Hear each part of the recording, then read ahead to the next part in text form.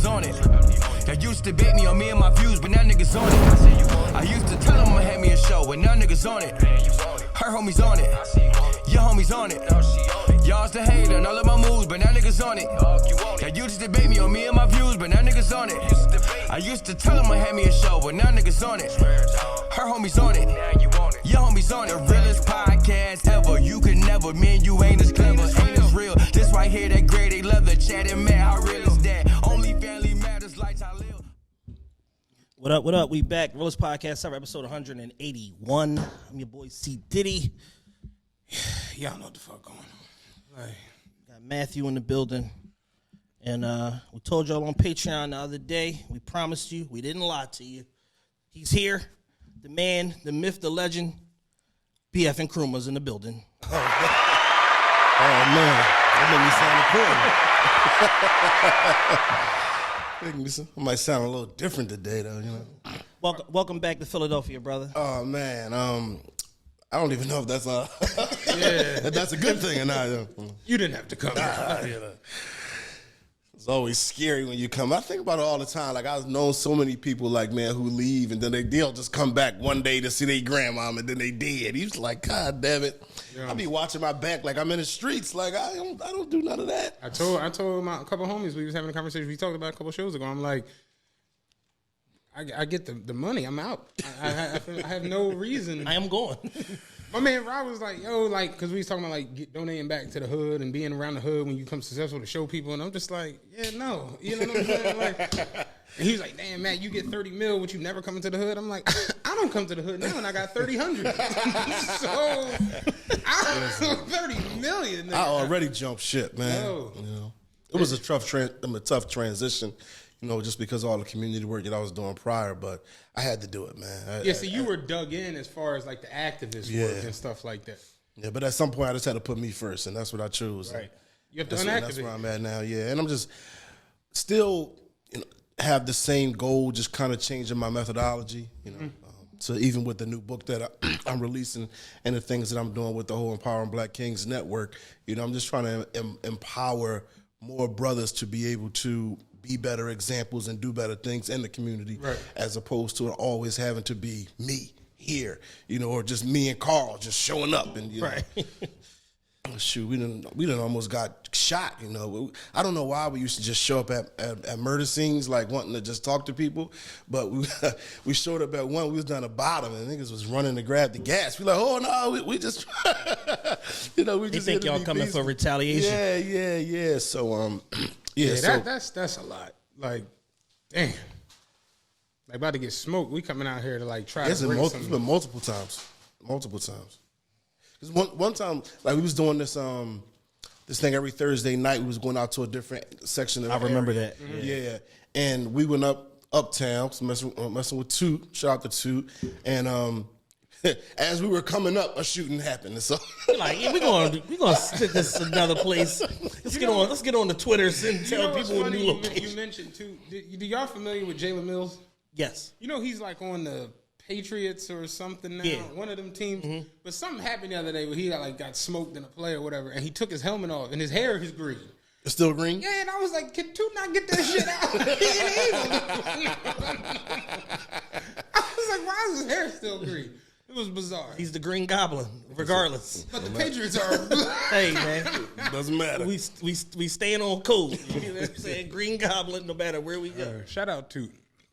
But, yeah, man, it just feels like that would be, like, depressing a little bit. To, like, want to do these things and want to empower this and invoke this and affect that. And you look up and it just more and more mayhem. Just every 12 hours. Bro, I'm telling you, it was a serious mental strain, especially when sometimes it might be somebody that you actually know, a young guy, because we were literally all over the city, so we were coming in contact with everybody. We was always in the trenches, so we're always in contact with people who are in that life. Mm-hmm. So when you are trying to, show them a different way and get them out the game, I always talk to guys about an escape plan, because me being from the streets, I know it's not as simple as just wake up tomorrow and stop. So, I'm trying to, ease you out, and then somebody might get smoked before they get out, so that's, it really bothers you, man. It really bothers you. Let me ask you something. If like a reporter from like Time Magazine or People Magazine was to interview you and ask you how different are the streets and what's going on now compared to say 20 or 30 years ago, how would you explain that to them, just to get a gauge on just like how like radical shit is in the streets right now? I think there's absolutely no principle right now, or any. I don't feel like there's any aspect of manhood in it. It's like children and real effeminate energy where you are just responding to everything immediately. It's a whole lot more hopelessness. Yeah. Like 20 years ago. This is preaching. This is real. No, that's real shit. I'm not ordained minister. The holy water. Remember that? I was talking about that the other day. The memes used to be hilarious, man. I missed those days. But the hopelessness, like 20 years ago when we were running around, like we were really making a bunch of money. It was it was money everywhere. It was money first. Yeah, and now it's like, I know young boys that's doing a bunch of killings. It's like 10 of them, they only got 2 guns. Yeah. And, they got to trade the gun off to go do another killing. Like they're not making no money. Bring me the dirty Joan. Yeah, so it's so much despair. I'm going to bring you the clean Joan. Bring me the dirty Joan. I'm going to bring you the dirty Joan. Let me get the dirty. Yeah, so it's so much despair, so much hopelessness. It's a lack of manhood and a lack of any kind of vision. Like, we was always like hustling, and there was always somebody like, all right, you making some money, buy some real estate. It's always the drug dealer out. Right. These youngins is like, it's no out. It's just this is where I am. It's dead or jail. Yeah, that's it. I don't have a future, and that I think is one of the biggest issues. Yeah, damn. It's so crazy because it's like you're removed and you're not even it don't even seem fathomable. For real. Mm-hmm. At least from my, like from a bird's eye view, like even, like me and you living in like Montgomery County or whatever, like from a bird's eye view, like not necessarily being in the thick of it, you just kind of sit back and watch and just like, damn, like, is this really happening? Like, it's almost like a shocker, to see the way that it's like reported on. And then even like with Steve Kelly, we talk about all the time, the sensationalism around it and all of that. It's really kind of like a video game. Like, what the biggest problem I've had, like in like the last 3 to 4 days? The spin room at my gym in my building is closed. And I'm like, what the fuck? Like, I be spinning. so it's like, that's like a real, that's like the biggest thing in like the day as far as like problems. So it's like you look and it's just like, motherfuckers is really getting into shootings. I drive that 49 and you come up York and Huntington and every other day it's a blocked off. Police, they come through the joint, police activity on 31st and this, take this, 30th and that, take that. And it's just like, God damn. Like, shooting has replaced getting money. Right. It's shoot first. That's it. I want to be known for shooting, and I can't lie. I start seeing that transition as I was getting out of the streets. Like, I had a couple of homies who were kind of like that. Like, man, I want niggas to know I'm wild. It's like, you don't even got a car. Like, you know what I'm saying? So I'm wild on this 36. You gotta like, ask, I don't got a car. Nigga, get on this 52. Yo, I need a ride. Where you go? I'm gonna go smoke this nigga. Like, I gotta take you to go kill somebody in my car.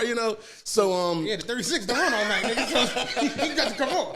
Like, Night Owl Joe stop at 12:11. Yeah, so that's that, man. It's like everybody, and then like I talk about a lot the working class people, and I'm glad y'all talked about that when Alpo died on the show, because people was cussing me out. That's all they do on social media is cussing me out anyway.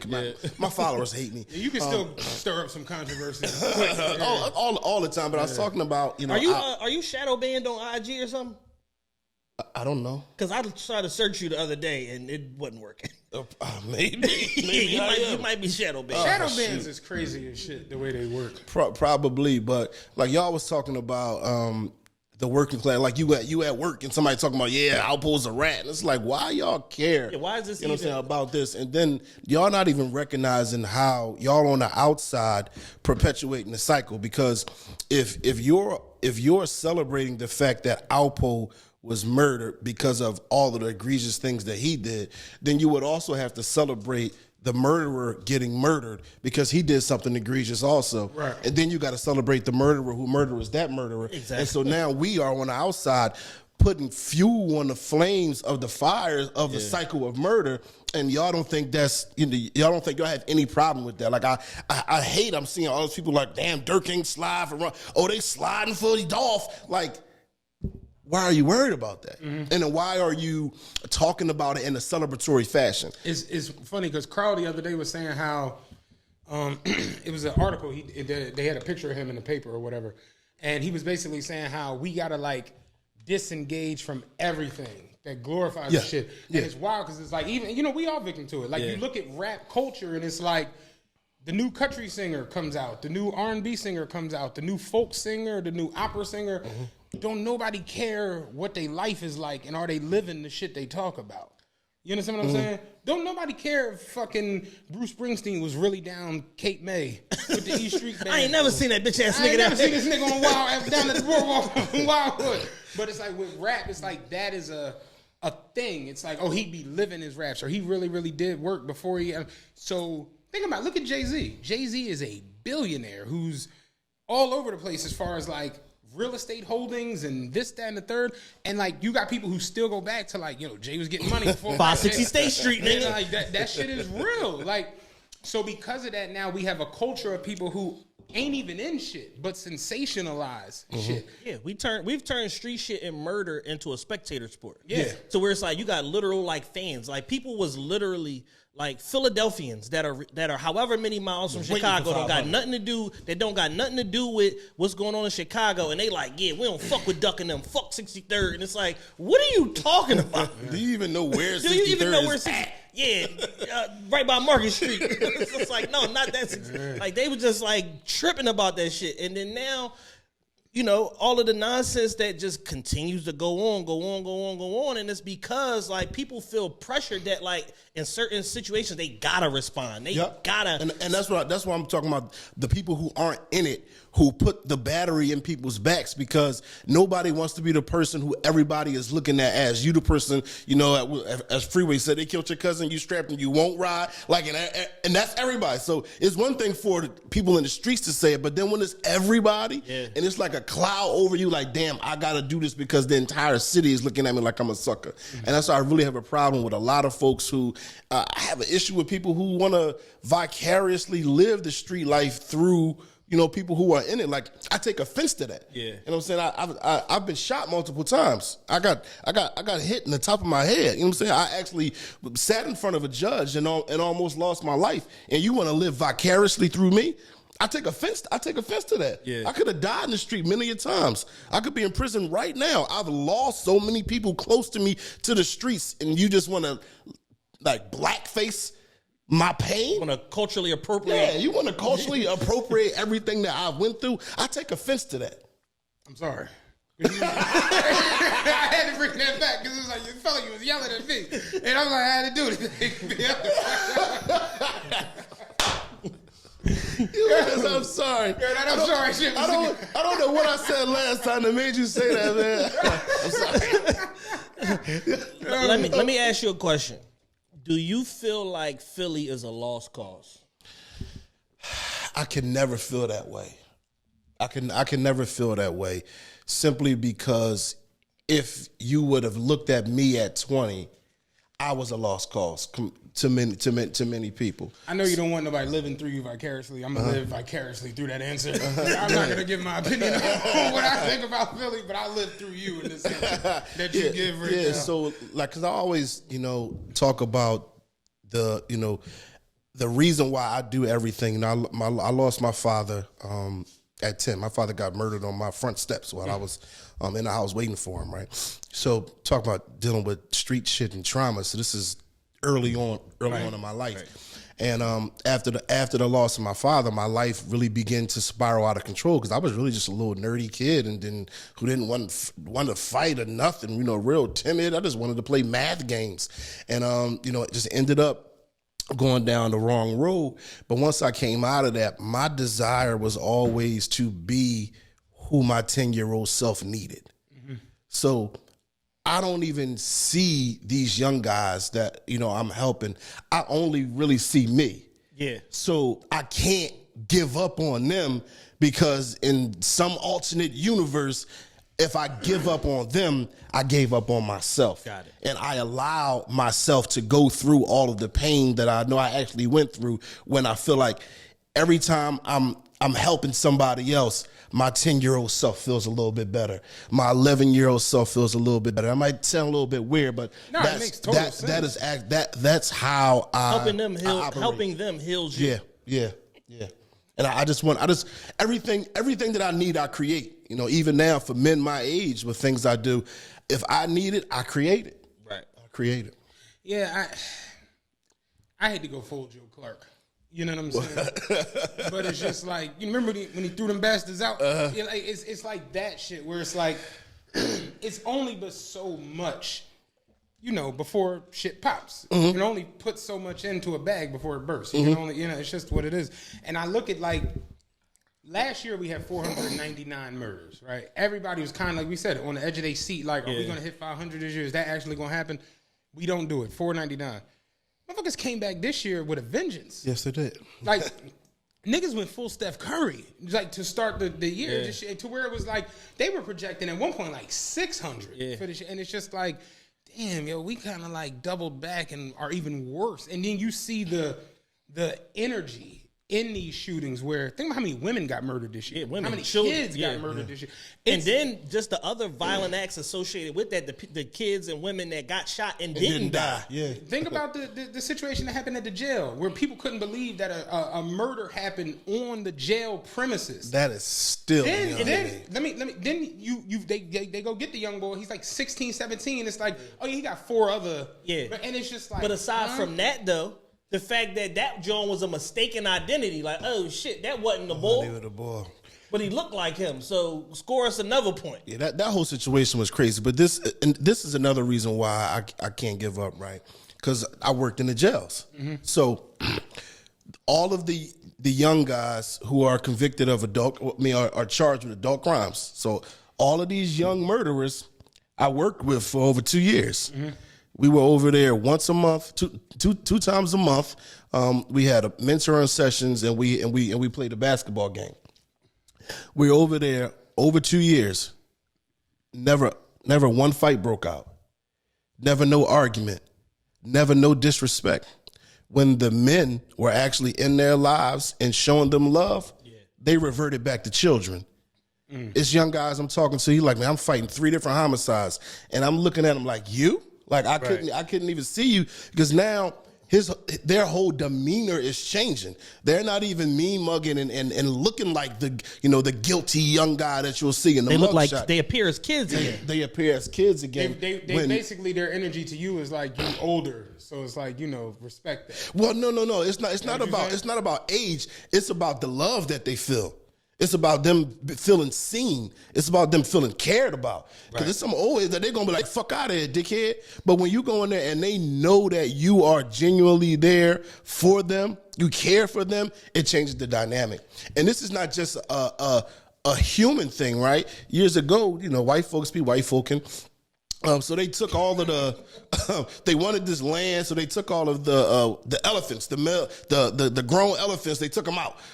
Got them out of here. So now, with no adult male elephants, the young elephants start doing shit that elephants don't even do. Right. They start attacking people and attacking the female elephants, and they're like, what the hell is going on? Yeah. And I don't know if it was a zoologist or whatever. It was like, you got to put some men back. Some males back in the community, and so that's what they did, and they course corrected their behavior. So that's like one of the things that I'm really focused on now is just shifting the mindset of a lot of our black men to want to be more engaged. Now you don't have, and a lot of times folks are so consumed with trying to completely change the entire city that they don't want to do nothing. Like, but can you just be the man on your block? Yeah, people want to snap their fingers and just make Thanos everything and just change it around, as opposed to what you and Carl were doing and other people, with different organizations, stuff like that.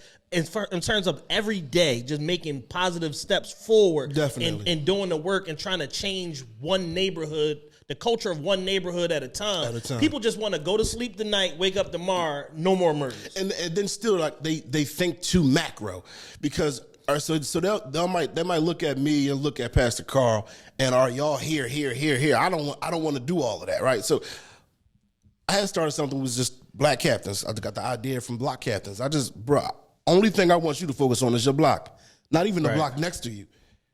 Your block. Your block. As a man, can you make sure your block is good? That's the only thing I'm asking. The 100 of your block. That's it. Not the next one, the one behind. But can you make sure things are safe on your block? And if we have one man on each block that's doing that, we begin to change the culture. Because again, it goes back to the whole love thing, right? So a lot of these guys, I mean, these young boys don't want to listen. That's because you never poured nothing into them.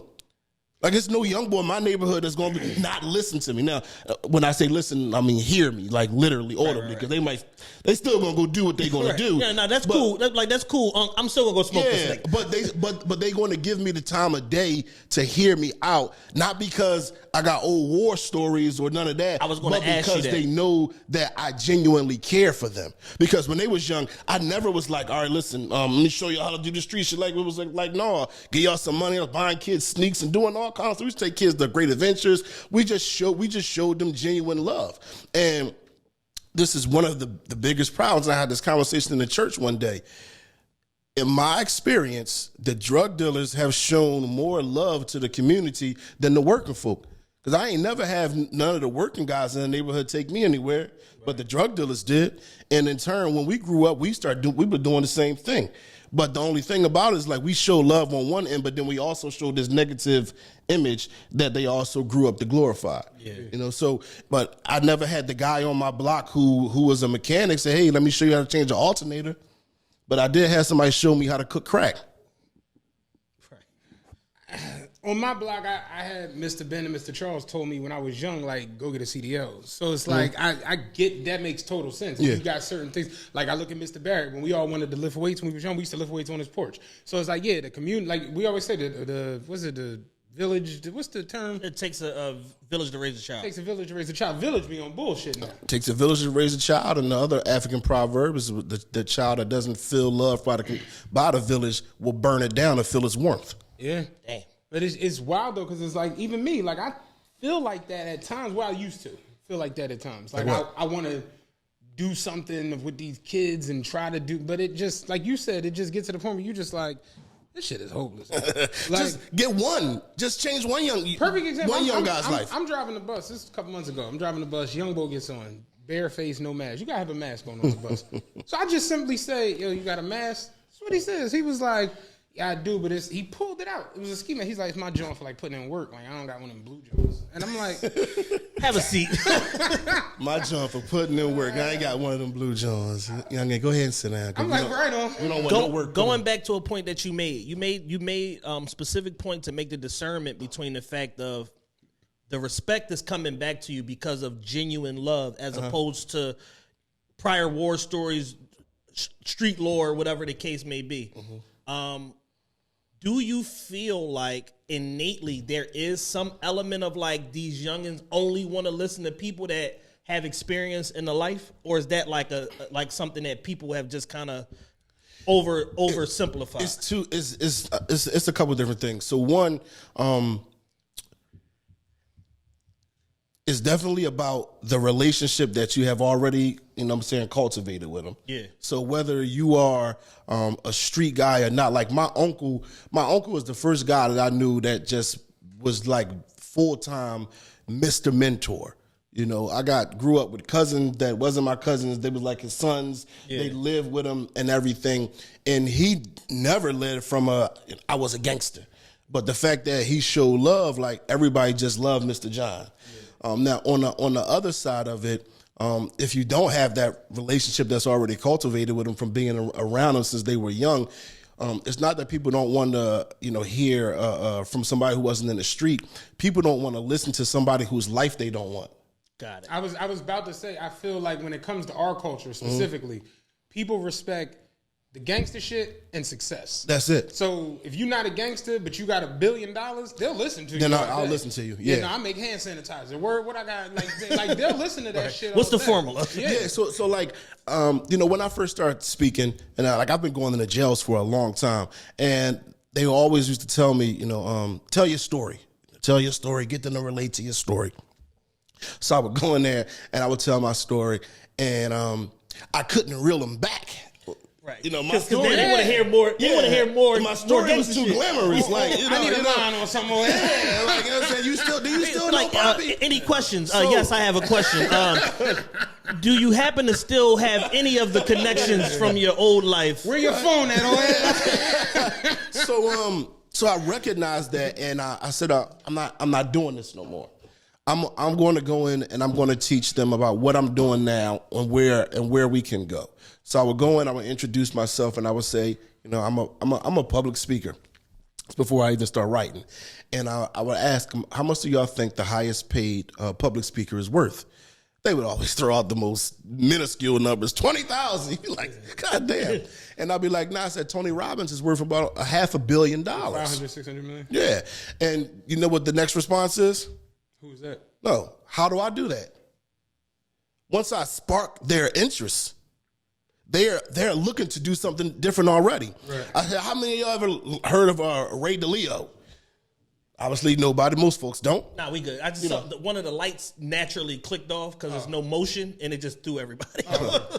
So then I would hand one of them my phone, you know, look him up, and they'll see how many billion he worth. And they're like, what does he do? I'm like, he runs a hedge fund. What's a hedge fund? I explain what a hedge fund is, and then here comes the question: how I start one? So if we have the other opportunities to give to them, we can lure them away. Yeah. We just have to have the opportunities to give to them. I think that there's a public school system. You know, we've talked before on the show about the school to prison pipeline and all of that. I think there's a problem, in school as far as like adjusting the curriculum to what these kids actually care about now and making it engaging so that they want to come to school because they know, all right, the rest of this shit bullshit, but I'm gonna go to this class about coding or about tech or about fucking crypto mining or whatever the fucking case may be, giving them adjustable skills and basically from a 9th grade rubric, pushing them forward into like skills that are transferable that make a lot of money to where before they started to get enamored with the street shit, they already know I'm going to go be an engineer. I'm going to go fucking work for Google. I'm going to go do XYZ. I ain't got time for this other shit that's going to lead me to death or jail.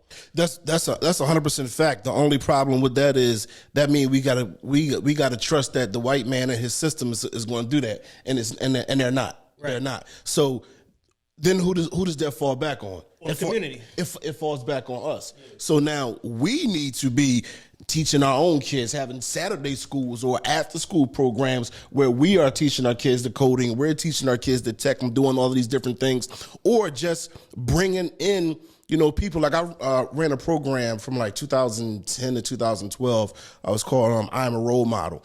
And one of the things around it was I just wanted young black people to see somebody that looks like them that's in their profession, and then like kind of link them up. So we had like one of the young girls wanted to be a judge. I want to be a judge. So we was working with Councilman Isaiah Thomas, shout out to him, and he connected us with Stephanie Sawyer. And Stephanie Sawyer was a lawyer, but she was on her way to be a judge. And so we had all the kids, especially the young girl who wanted to be a judge, got to meet her, and we actually became a part of her whole campaign. So we had the kids out there with our flyers and all of that. Yeah. So we were connecting them with people who were actually doing this. We just need more of that. Because a lot of these youngins, like when I think back to, sometimes I get really mad at some of the shit that I did, but I think back to one of the drug houses that we used to hustle out of. It was about 6 or 7 kids that lived there. That lived in the drug house. Yeah. No running water, no toilet, because it was shitting in buckets. We just in there making a bunch of money in this house where they lived at because their parents was on drugs. And when I every time I think about that, it's like, if somebody grows up there, what the hell do we expect from them? Right. Like, what do I really expect from a little kid that's walking down K&A? Right. But not much. Not much. So it's on us to present them opportunities. I believe wholeheartely. Now there's definitely going to be some lost cause young guys who's just out of their mind. It's crazy, because it's just wild listening to, because it's just it's hard like to take yourself out of your growing up. Mm-hmm. You know what I'm saying? Like that. I don't know. That just hit me. Like, y'all niggas in the house cooking up shit, and it's just like they just existing. But it wasn't no heat. Like, I'd It have wasn't so no many questions. Mom, who are these gentlemen? Like, How did they get here? One of them was trying on my Jordans. Get them the fuck out of this house. Like, that shit just seems so mind-blowing to me. Yeah. Like, yeah. So, dang. a lot of us are blessed and don't even know it. Yeah. Don't even know it. Yeah, I knew I was spoiled. You know what I'm saying? I knew that. You know what I'm saying? Like, young, because it just... One of my closest friends, like, he told me, like, as we got older, he was like, yo, I hated you when we was young. And he's like, I never had, like, fresh sneaks. And he was like, I would hear you, like, oh, I'm leaving school today to go get these sneaks. And he's like, that shit used to, like, kill me. He's like, I remember, like, you would come home and, like, take your sneaks off and put on other sneaks when we went to the park.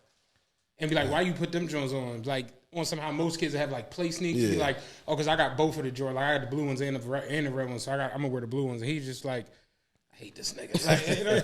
And he told me that as we got older. It's like, you don't really think about it because it's just your life. It's just, you know, it ain't like, you know, like I'm like trying to stun her. It's just you just existing. Both the Carolina Sevens and the Raptor Sevens came out on the same day, so it's like, that's a Bentley to you. To me, it's a blue car. You know, and it's just, you know, it just is what it is. But then, like, really, what it was I went to Spruce Hill my first 6 years, and that's a Christian academy. Okay, so that was a private school. So you know, you go to private school, it's private people, private school, you know what I mean? Like, they're paying to be there. So it's like, you in a certain, I can remember, like, the one nigga was in class with me, he used to wear, like, the Tommy Hilfiger corduroy sets. And I'd be like, all right, get them corduroy shits smoking. Like, you around shit like that. And then when I went to Pepper in 7th grade, it was like, you know, Larchwood, Pascal, you know, motherfuckers is coming in like Fair East Side. Oh, God damn. Like, motherfuckers is coming into school and you just like, you can tell it's like, yo, why is like, that's ash from yesterday. So it's like, you didn't even wash up. Now you know how like ash that's the ash is baked in. It's marinated. That's ash. organic ash. You know how they do like Parmesan crust on the pizza, like that ash is in there. So it's just like, God damn. And then like I told you, I started making friends because I'm a friendly person. And like, yo, come to my crib, man. And like, all right, live in Larchwood. And we come in the crib, be like, oh, y'all just moved in, huh? Because when the furniture get here, we've been here like, 9 years. 9 years. You go to people's house, they mom there at 1 in the afternoon. You're like, why is your mom here? Where's she? Does she work? Does mom work overnight or something? Yo, like, so I started seeing it, and that shit was just like, God damn. Like, and I remember like having people come to my crib and just like, they like my homies like, they'd come to, like, I had cable in my bedroom. Motherfuckers would come and see that, and they'd be like, what the fuck, you got cable in your room? And I'd be like, yeah, they just run the wire. You know? It's not a big deal. It was fast, man. Believe it or not, the house was cable ready. Yeah, that's really how that shit was. So it's like, yeah, I kind of knew it. It's so crazy to me. I guess just hearing the complete opposite side, where it's like, your mom don't even know where you at. Your mom don't even know what the fuck is going on. Like, that shit is just like, it's fucked up, but it's just like, what do you expect from that? Like, you know where this is going. It's like getting on a roller coaster. This shit is going up there and about big ass loops. Big ass loop. Like, you know, yeah, like it's like that type of shit where it's just, you know, if you don't grow up in it or around it, you almost don't even think that it's like a real thing. Like, I really had to get into psychology to stop being so judgmental. I never was judgmental, though, believe it or not. I was, because I just thought motherfuckers are fucking idiots. I'll tell you a true story. One of my homies, we grew up together and shit, and his parents was his parents, whatever, and we was going back to school. This was 10th grade, and he didn't have like no, you know, motherfuckers were like getting fresh to go back to school, going to get it back to school shit, and he ain't have like nothing going on, whatever. I had a pair of Jordan 10s. They were too small for me. At the time, I was wearing like a 14. They were like a 13. And I gave them to him. Like, yo, like, you can just have these Jones. What size did he wear, though? 13. Okay, all right. I ain't just get it. Like, never wear a 9. Put these on. Look, they're Jordans, though. I see you eyeballing them. Here you go. But he wore a 13. I was wearing a 14. I got him. They were too small. Me and Jules was just starting getting shit off eBay. We was just buying any fucking thing we came across. But I gave them to him. Like, OG Jordan 10s. I just gave them to him and shit. He did. I started crying. And he's like, I never had a brand new pair of Jordans. And I was just like, make sure you gotta log in. Because they got tons of these motherfuckers on there. And it's just like, yeah, like I can remember that shit. And it's just, you know, motherfuckers now be like, yeah, you know, just gave my man a pair of Jordans, you know? And it's just like, no, like I remember him telling me that, like he never had a brand new pair of Man, I definitely experienced a young guy crying. One of the young guys in the jail that I was mentoring, and he had a court case coming up. I'm like, when is your court date? He's like, give me the date. I'm like, all right, I'm gonna come to the court date. So I went to work that day. Asked him for a leave so I can go down to the courtroom. I go down to the courtroom, see him in a joint. I go down, sit next to him. He look at me and just bust out crying. I'm like, why are you crying? I told you I was coming. And he said, nobody has ever kept their word in my life. Never. People tell me they're going to do stuff all the time, and nobody has ever come through. You're the first person that ever actually did what you said you was going to do. I'm like, this is crazy. This is crazy. And then to belabor that point, right, so years down the line, maybe just a couple of years, because this was probably like 2008. So maybe 2 years ago, my daughter was in this store that's in South Philly, and he was in there. She didn't know him. He don't know her or anything like that. So he was in there getting a little brolic. I think he said something a little fresh to my daughter. So the owner was like, "Yo, I think you want to chill, man. You don't know who her dad is." So he's like, "Who her dad? Who her dad?" So he pulled a YouTube video up, and he just was like, "Yo, man, that's the guy that used to come to the jail. That's your dad. Call him, FaceTime him. So now a young guy who could be a little bit brolic is now going to be protective of my daughter because of my relationship with him. And in fact, when my daughter was in middle school, I volunteered at the school. I taught the 7th and 8th grade boys for 2 years while she was there. Yeah. So every little boy that she came in contact with in middle school, I had a relationship with. So my daughter was more safe in the neighborhood because of what I did with these young guys. Right. And I just always, if we can just multiply that, and it don't have to be on that level of you going to the school teaching, to all the guys listening. Just find one little young guy, man. Find one little young guy who never had a pair of fresh Jordans. Find one little young guy who's struggling, man. Just show him some love. Because you never know, you might be the person that he killed.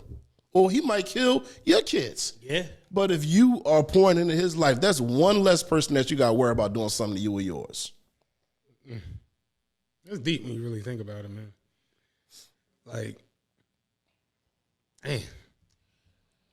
Shit is fucked up. like seriously, things is. This the guy heavy. I wasn't even expecting to get this today. I'm gonna go kick it with these crazy niggas, talk some shit. Oh man, I want to pose a scenario to you. Okay. Tell her I need 2 pair of boots and Adidas. I gotta take them out. Young boy, like somewhere around like the 2009, 10 area, somewhere around there, we kind of had kind of fixed like the gun violence problem in Philadelphia, so to speak. It was more like control. And it was kind of on a downswing for a while. Somewhere around like 2015, it started to tick up again.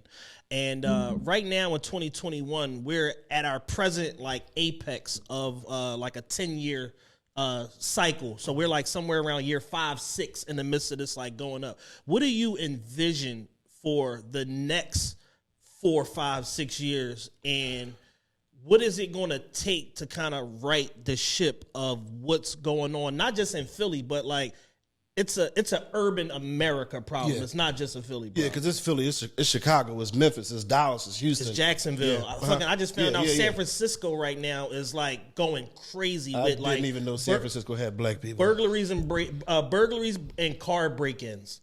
Like literally, like there's been 81,000 car break-ins over the last 3 years in San Francisco. God dang. Less than 20 people have been charged and gone to prison for it though.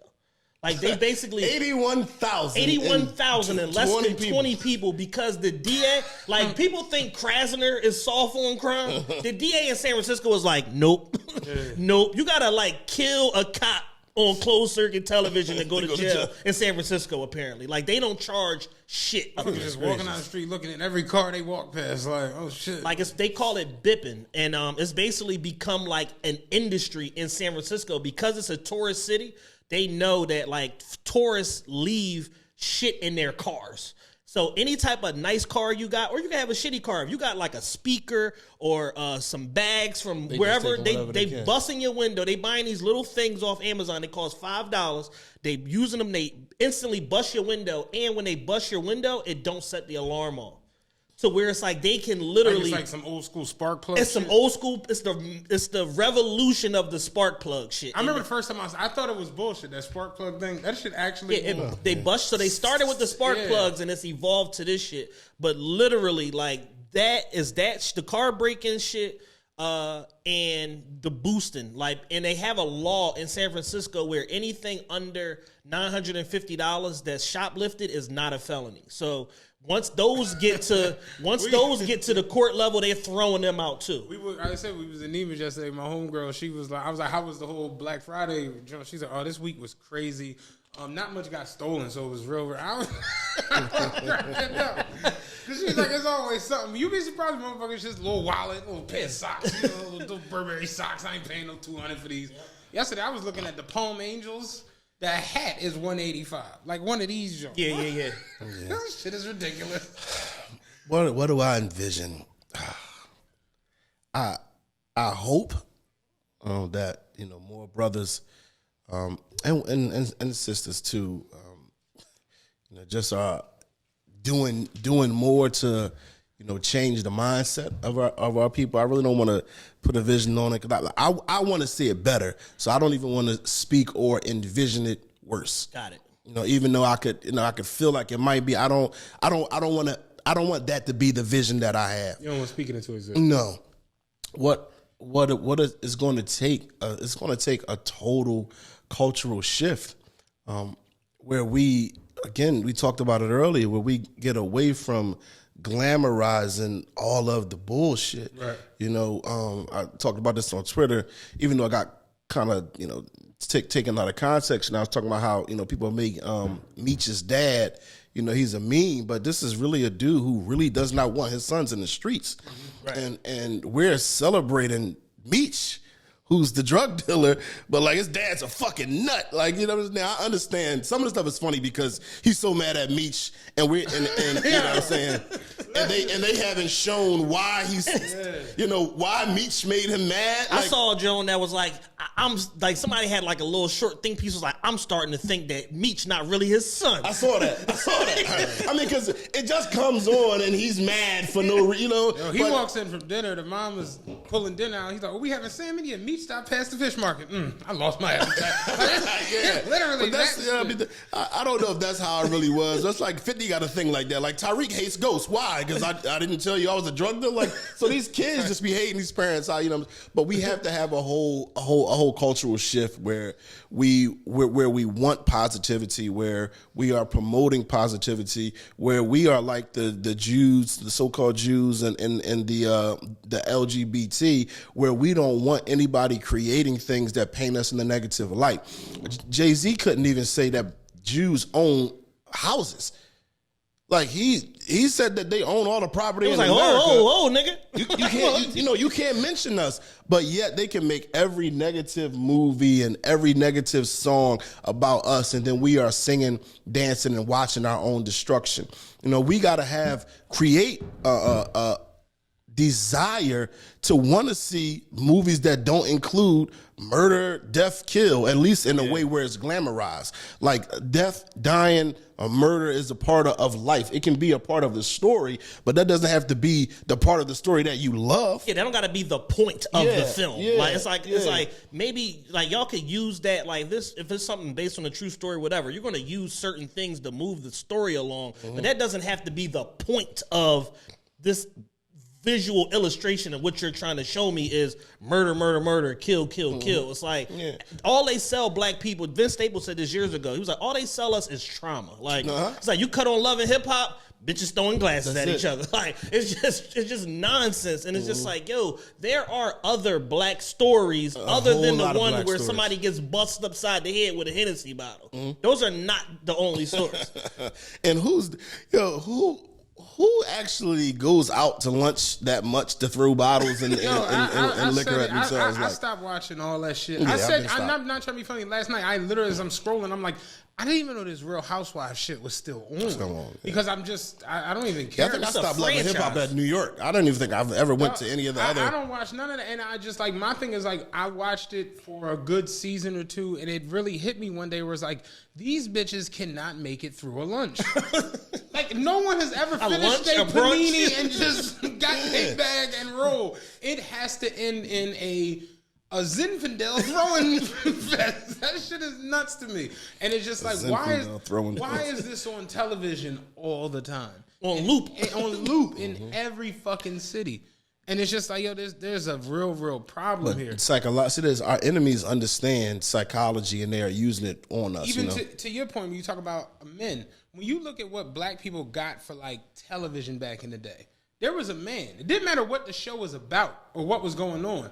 Sanford and Son, that's his dad who ran the business with him. Family Matters. Carl was a cop who sat Eddie and Urkel down whenever they was doing some dumb shit. Good Times. James wouldn't let nothing go the fuck on without Son. Like, it's just what it was. And you look at it now and it's like, what's that meme you always post a little baby? Like, that's how it is. But like, what the fuck? Because you look at the men you see on television like that. Take Love and Hip Hop.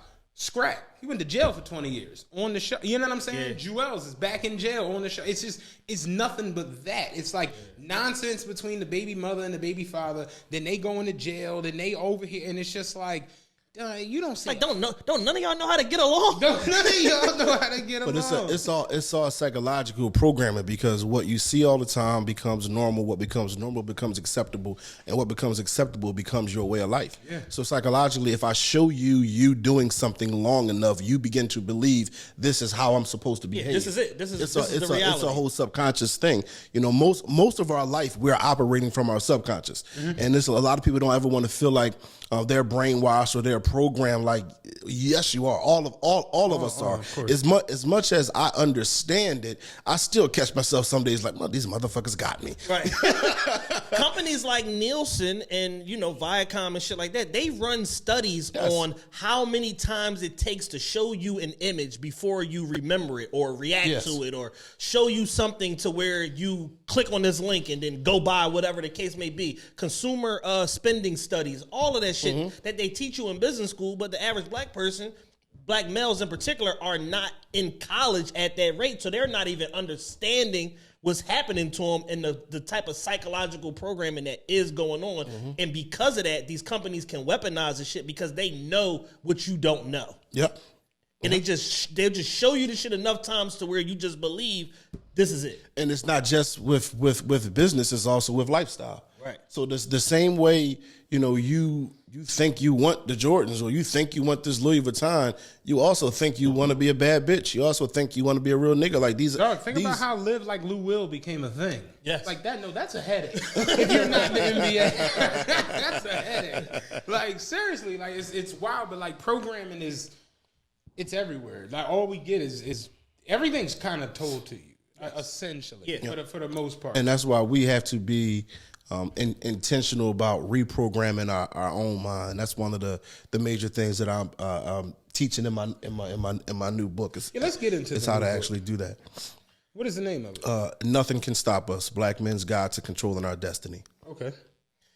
In leading up to this book, you've been saying a lot of things on social media. Not nothing out of the ordinary for you. Not nothing I'm not used to hearing, but it's refreshing to hear it. And something that you said was just basically like, we as men gotta just be men, unapologetically. Stop explaining ourselves, stop going back and forth, stop engaging in stuff that challenges our manhood, and just lead and be men. Yes. And I think that message is something that is lost on the overall world at large, that is doing everything they can to marginalize alpha males. Because if they get rid of us, they change the power that we create. Like what I always correlate with this is we all seen Malcolm X in the scene where he has his hand up and does that. Do y'all know how that scene starts?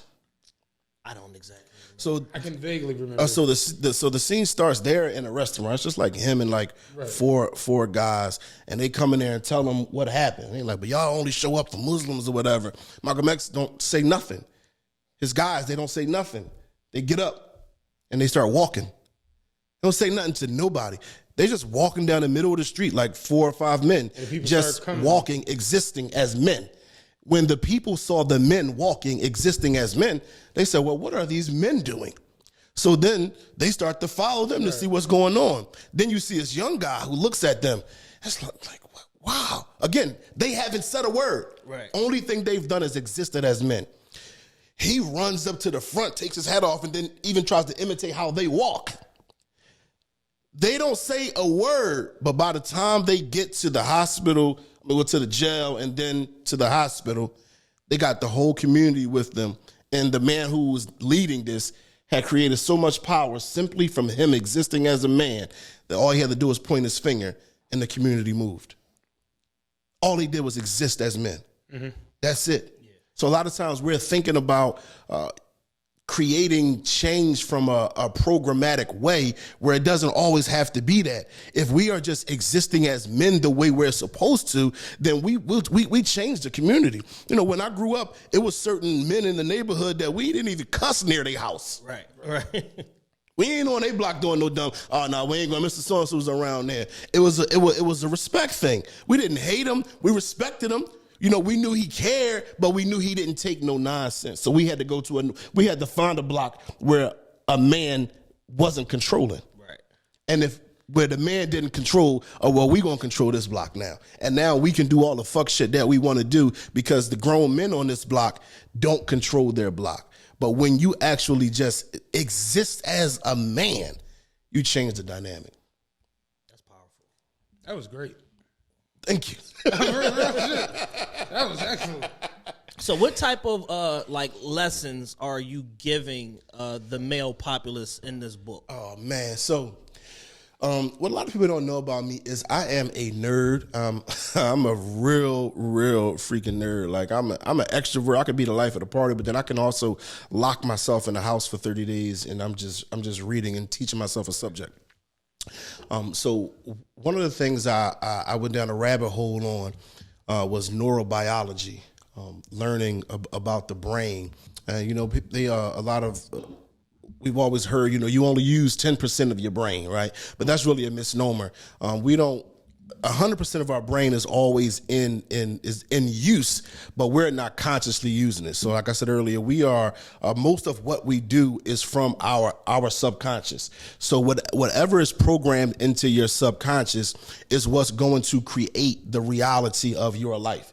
So if you are not intentional about what you put in your mind, then you can't control your reality. So your brain takes whatever is in it to create the reality that you exist in. Like for example, right?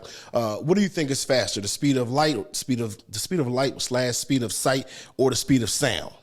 Sound. You think sound? No, it's actually light. Light and sight is faster than the speed of sound. But y'all agree that it doesn't happen at the same speed, right? So if my sight and the sound, right, is not at the same speed, then why is it when I clap, it look like it's at the same time? See, I know this is we getting ready to get into it. Yeah. So that's because our actual conscious mind is always on a delay.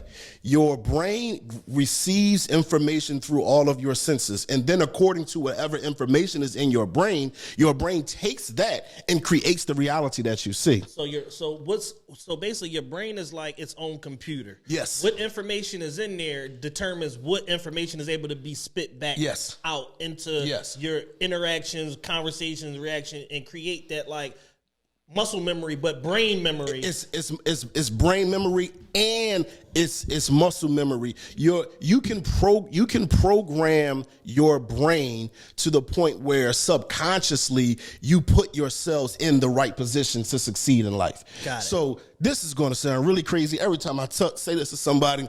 Y'all know I don't get high, so I wasn't high, but I just be asking questions all the time. Oh, I got a story. I wasn't on LSD, right? So No tabs. Didn't take no tabs. This is always funny when I think about how I discovered this, right? So one day I was walking, right? Well, I don't remember where, but I was walking, and then just boom, boom, boom. And then I said, what's controlling my legs? I'm like, I'm not telling my legs to move. How so I stopped. So no, like I'm acting like I'm high now because I'm trying to figure out what's going on now. I stopped walking and I'm like, all right, so I move my leg. I can move my leg, but then once I start walking, I'm not thinking about my legs moving no more, but they just move. They just keep moving. Like what is this? So go down rabbit holes trying to figure out what's going on. So one of your brain systems is your autonomic nervous system. Mm-hmm. And your autonomic nervous system controls all of your subconscious things that your body do. So, like you can control your breathing, but then when you stop, you breathe on your own. You blink, but even with your, your legs. So the thing is, whatever goal that you put into your mind, to your autonomic nervous system, your body is going to come together to make that goal happen. So if I just think, all right, I want to get up and go to the door, my conscious mind don't have that thought no more. It's deep down in my subconscious, and I just get up and I just do it. So when I was looking at that, as ridiculous as this is, I've done this shit before, and I've had these like jumps. Like it's funny about how you say you told yourself don't walk, like figure out why you're walking. I one day was thinking about blinking, and I was like, it was my goal to not blink for the whole day. How old were you? This was like a couple weeks ago. Did you know how dry your eyes would be? You don't blink for the whole day. I purposely sat there for as long as I could, just like, and I held on to it for a good, I'll say like close to 3 minutes. And then like after about like, it was like 2 minutes and 50 something seconds, it's like that jump. And like, it was almost like I had to like make up for all the blinks that I missed. Mm-hmm. And I really was sitting there like, what the fuck makes you blink? That's it, man. Your autonomic nervous system. So then I got curious and I'm like, well, can I program that? And you can. When you overload on whatever information that you want to see or that is important to you, it goes into your subconscious mind, and then you will have the urges to do things that are beneficial for you. Like you don't have urges to do anything that's outside of the self-image that you have in your subconscious mind of yourself. Like none of us is going to be driving and be like, hey, I think I'm going to like stop by this gay club. It's not, you're never going to think that because it's not in there. Right. But if I'm thinking podcasting all day and I'm thinking microphones all day, and this is what I'm putting in my mind, I'm reading, I'm studying it, I'm just going to be driving like, maybe I should stop by this lecture on podcast. So your subconscious mind is going to begin to give you subconscious urges to do things, to put you in the right place at the right time with the right information because you already been studied it, saying the right things and meeting the right people. I have thoughts like this a lot to myself and shit. I don't talk to you about it because we just talk high end shit. But it's like when I first started riding the bike, right? First day I rode the bike, I want to say I did like 2.3 miles, right? And I remember shout out to Deke, like Deke's tearing it the fuck up. And I remember having like the conversation to myself, like, I want to be able to do 30 miles on a bike, right? In one jump. And I remember when I started riding more and more and more and more, and then I got to where I could do 30 miles. Mm-hmm. And I did it, and then I did it again. And then I did it again. And then like I got to the point where I was doing just on like some come out the crib, just I ain't really doing nothing right now. I could do 25, 30 miles on a bike. And I'm like, are my legs that much stronger, or is my respiratory that much better, or is it just that mentally now I don't think about... It's a mixture of both. So you definitely got to get physically fit to do it. No, you do, but understand what I'm more so was on the tip where it's like the way I viewed doing 30 miles as opposed to like now I just kind of... do 30 miles. I did 80 one day. Yeah. And I contemplated like, is that my physical or is that my mental? Because they always say mind over... Yeah, for like, sure. True story. And this is the first time I've ever talked about it on the podcast, but today in the gym, I actually did a real big leg workout. And I haven't done those in a couple months. So what happened was I was lifting real crazy with my legs. And I told myself I wanted to do 1,500 pounds on the leg press. Mm-hmm. I got to where I could do 1,000. I got to 1,100. I got to 1,200. one day and like the process and it's a buildup. Like you don't just go in and slap 1,200 on a joint. And I had put, I had like 850 on there, and this for me was a warm up at this point. My left knee, I got real severe arthritis in my left knee. Come to find out, I've done X-rays and shit. But my left leg just kind of like gave out, and the weight fell on me, right? And my right leg, like literally, just like my knee was in my chest because it was only my leg on the joint. Yeah. And people came running over in the gym to like push up, and as they're running to me, it's just like, I got to get this shit off of me. I pressed it up with my right leg, 800 pounds. And they, as I'm pressing it up, motherfuckers got it and pushed it up on the joint, and I came about it and I was like, I could leg press 800 with one leg. But I'm in a situation where I got to get this shit up off of me. So it's like your mind, like... That's like your fight or flight reflex. Yeah. Would I suggest putting 800 on there and doing it with one leg? Hell no. But I had to get it off of me. So in a it's like crisis situation, my mind kind of was able to overpower my physical in that moment. In that moment, what happens, right? And this is even because I got to a place where I was just trying to figure out brain function, and then how do I use it for my benefit. So I was finding everybody who's talking about the brain and how it works, and then how you can actually put it towards success. So even with that, so what happens when you're in that situation, that fight, flight, or freeze mode, your amygdala sends a message back down to your thalamus that releases adrenaline. It releases a chemical, and literally everything in your body that has nothing to do with getting that weight off of you is now shut down. And the only thing your body is trying to do is get that weight up off of you. Right. So basically, your body comes together for one singular goal. Your body literally comes together for a singular goal. It's like Captain Planet. Wind, fire, rain. Yeah. So like I have one of the chapters in the book is becoming a success magnet. Yeah. Literally, like this stuff is not simply about adrenaline and getting it off you. What you think about connected with a elevated emotion towards it begins to change the chemistry in your body. So to your point about you doing the 30 all the time, right? So what changes is that self-image, because I heard a quote from Jim Rohn. He says, it's not what you have to do to be successful, it's who do you have to be. So at first you was just thinking about doing. By the time you did it and continued to do it, that just became who you are.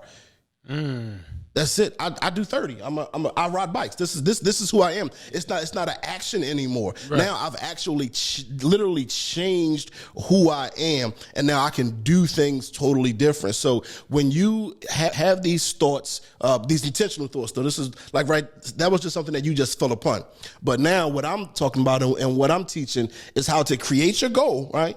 And then how to turn my body like into a actual manifestation of everything, and changing my actual reality in this world, and being the person who's going to receive whatever it is that my desired goal is. So like, y'all ever, you ever get a new car, or somebody get a new car, and all of a sudden you see the car all the time? Yep. So like I'm going through that right now. Yeah.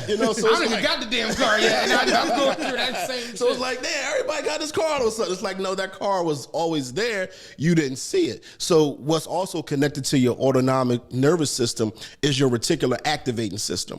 Your reticular activating system is a part of your brain that just keeps you from going on overload. Because when you walk into a room, right, it's just stuff everywhere. Like you'll be going crazy, like table, mic. So your reticular activating system only shows you what is important to you. Yeah, it hones in on something specific or something familiar to you. Definitely. That gives you a safe space. And it makes sure that you see it. So I begin to think, well, how can I use that? Can I program my reticular activating system to only see the opportunity in everything? There's a lot of folks, if you talk about starting a business, the first thing they're going to tell you is, oh man, half all businesses fell in the first 5 years. We have a Patreon episode where we talk about because niggas only see, like you say, your homie, the guy said nobody ever kept their word, so you don't believe in it. So we had a Patreon episode where we talk about when you only see bad shit, you don't believe good things are actually possible. Exactly. So when you bring up, like I deal with it at work, I say, yo, I'm about to do this. Oh man, where you gonna park it at? And it just be like, yo, let me get it. This is all this, and we'll figure the parking together. We can do that together, and we can figure out parking. So the thing is, going back to using more of your brain, it's like when you begin to to know what these systems do, then you can begin to use more than 10% of your brain. Because the only reason we only using 10% of our brain is because we only are using our conscious brain. Right. We're not programming our subconscious mind. Not feeding it the right stuff. We're not feeding it the right stuff. Like if you read Think and Grow Rich, when he starts talking about your burning desire, and then he starts talking about, he has a chapter on the power of autosuggestion. That's programming your subconscious mind. That's programming your reticular activating system to the point where, all right, so I know what I was dealing with before, and I had this kind of idea of the world. Let me put this new information in. Let me also have that elevated emotion to it, because you're only suggestible to information that you have an emotion towards. That's why I like with COVID, they don't talk to you about logic. They say, you're going to die. Because if I can give you fear, I can make you care about it. Because if you don't care about something, somebody can come to you with some information, you be like, I don't care about that bullshit. And then you don't even want to hear the rest of the information. So you have to have the thought, the information, but then you have to have an elevated emotion towards it. When you have an elevated emotion towards it, your body produces a chemical.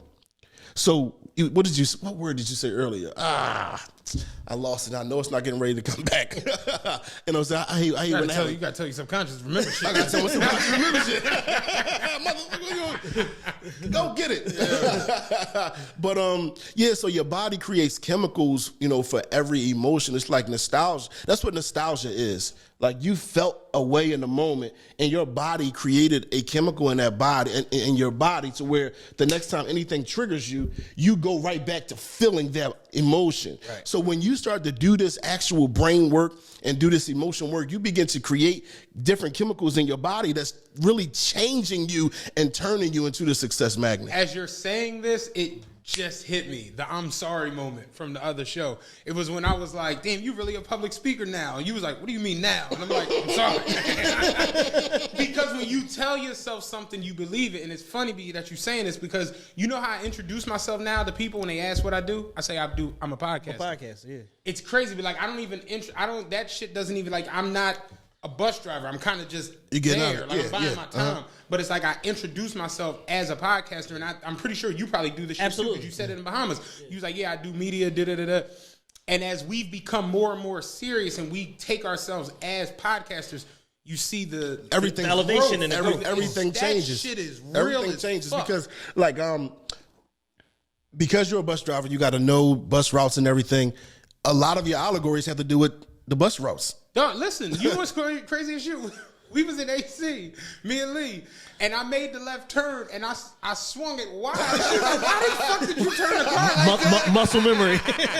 What you mean? I gotta take this turn wide. Gotta make it wide. No, like another thing with your autonomic nervous system, right? Because like when I talk about this, like this literally will make your body do certain things, right? So you ever been like on your way somewhere, but you hit a block that you normally turn on to go home, and you start going home? Dog. So, like, we literally live life on autopilot. I'm about to tell you, I got another Joan. She came to meet me at my depot for lunch. So I got in the car with her. We ride down 29th Street. I get to 29th and Ridge. Nigga on the corner in a wheelchair. I pulled the car over. She was like, what are you doing? I was like, oh, shit. I ain't in the bus. I'm about to pick the wheelchair up in the car. Hold on, y'all. We gonna be a minute. Hold on, y'all. I need some room in the front now. But now that I'm bringing this stuff to your attention, you really see how the brain works. So now, because you can.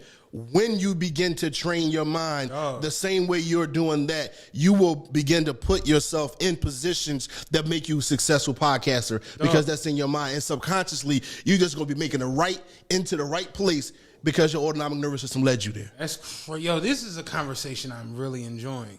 Man, I wish we had some weed in this podcast, because this is some... we need some shrooms. What's the boy?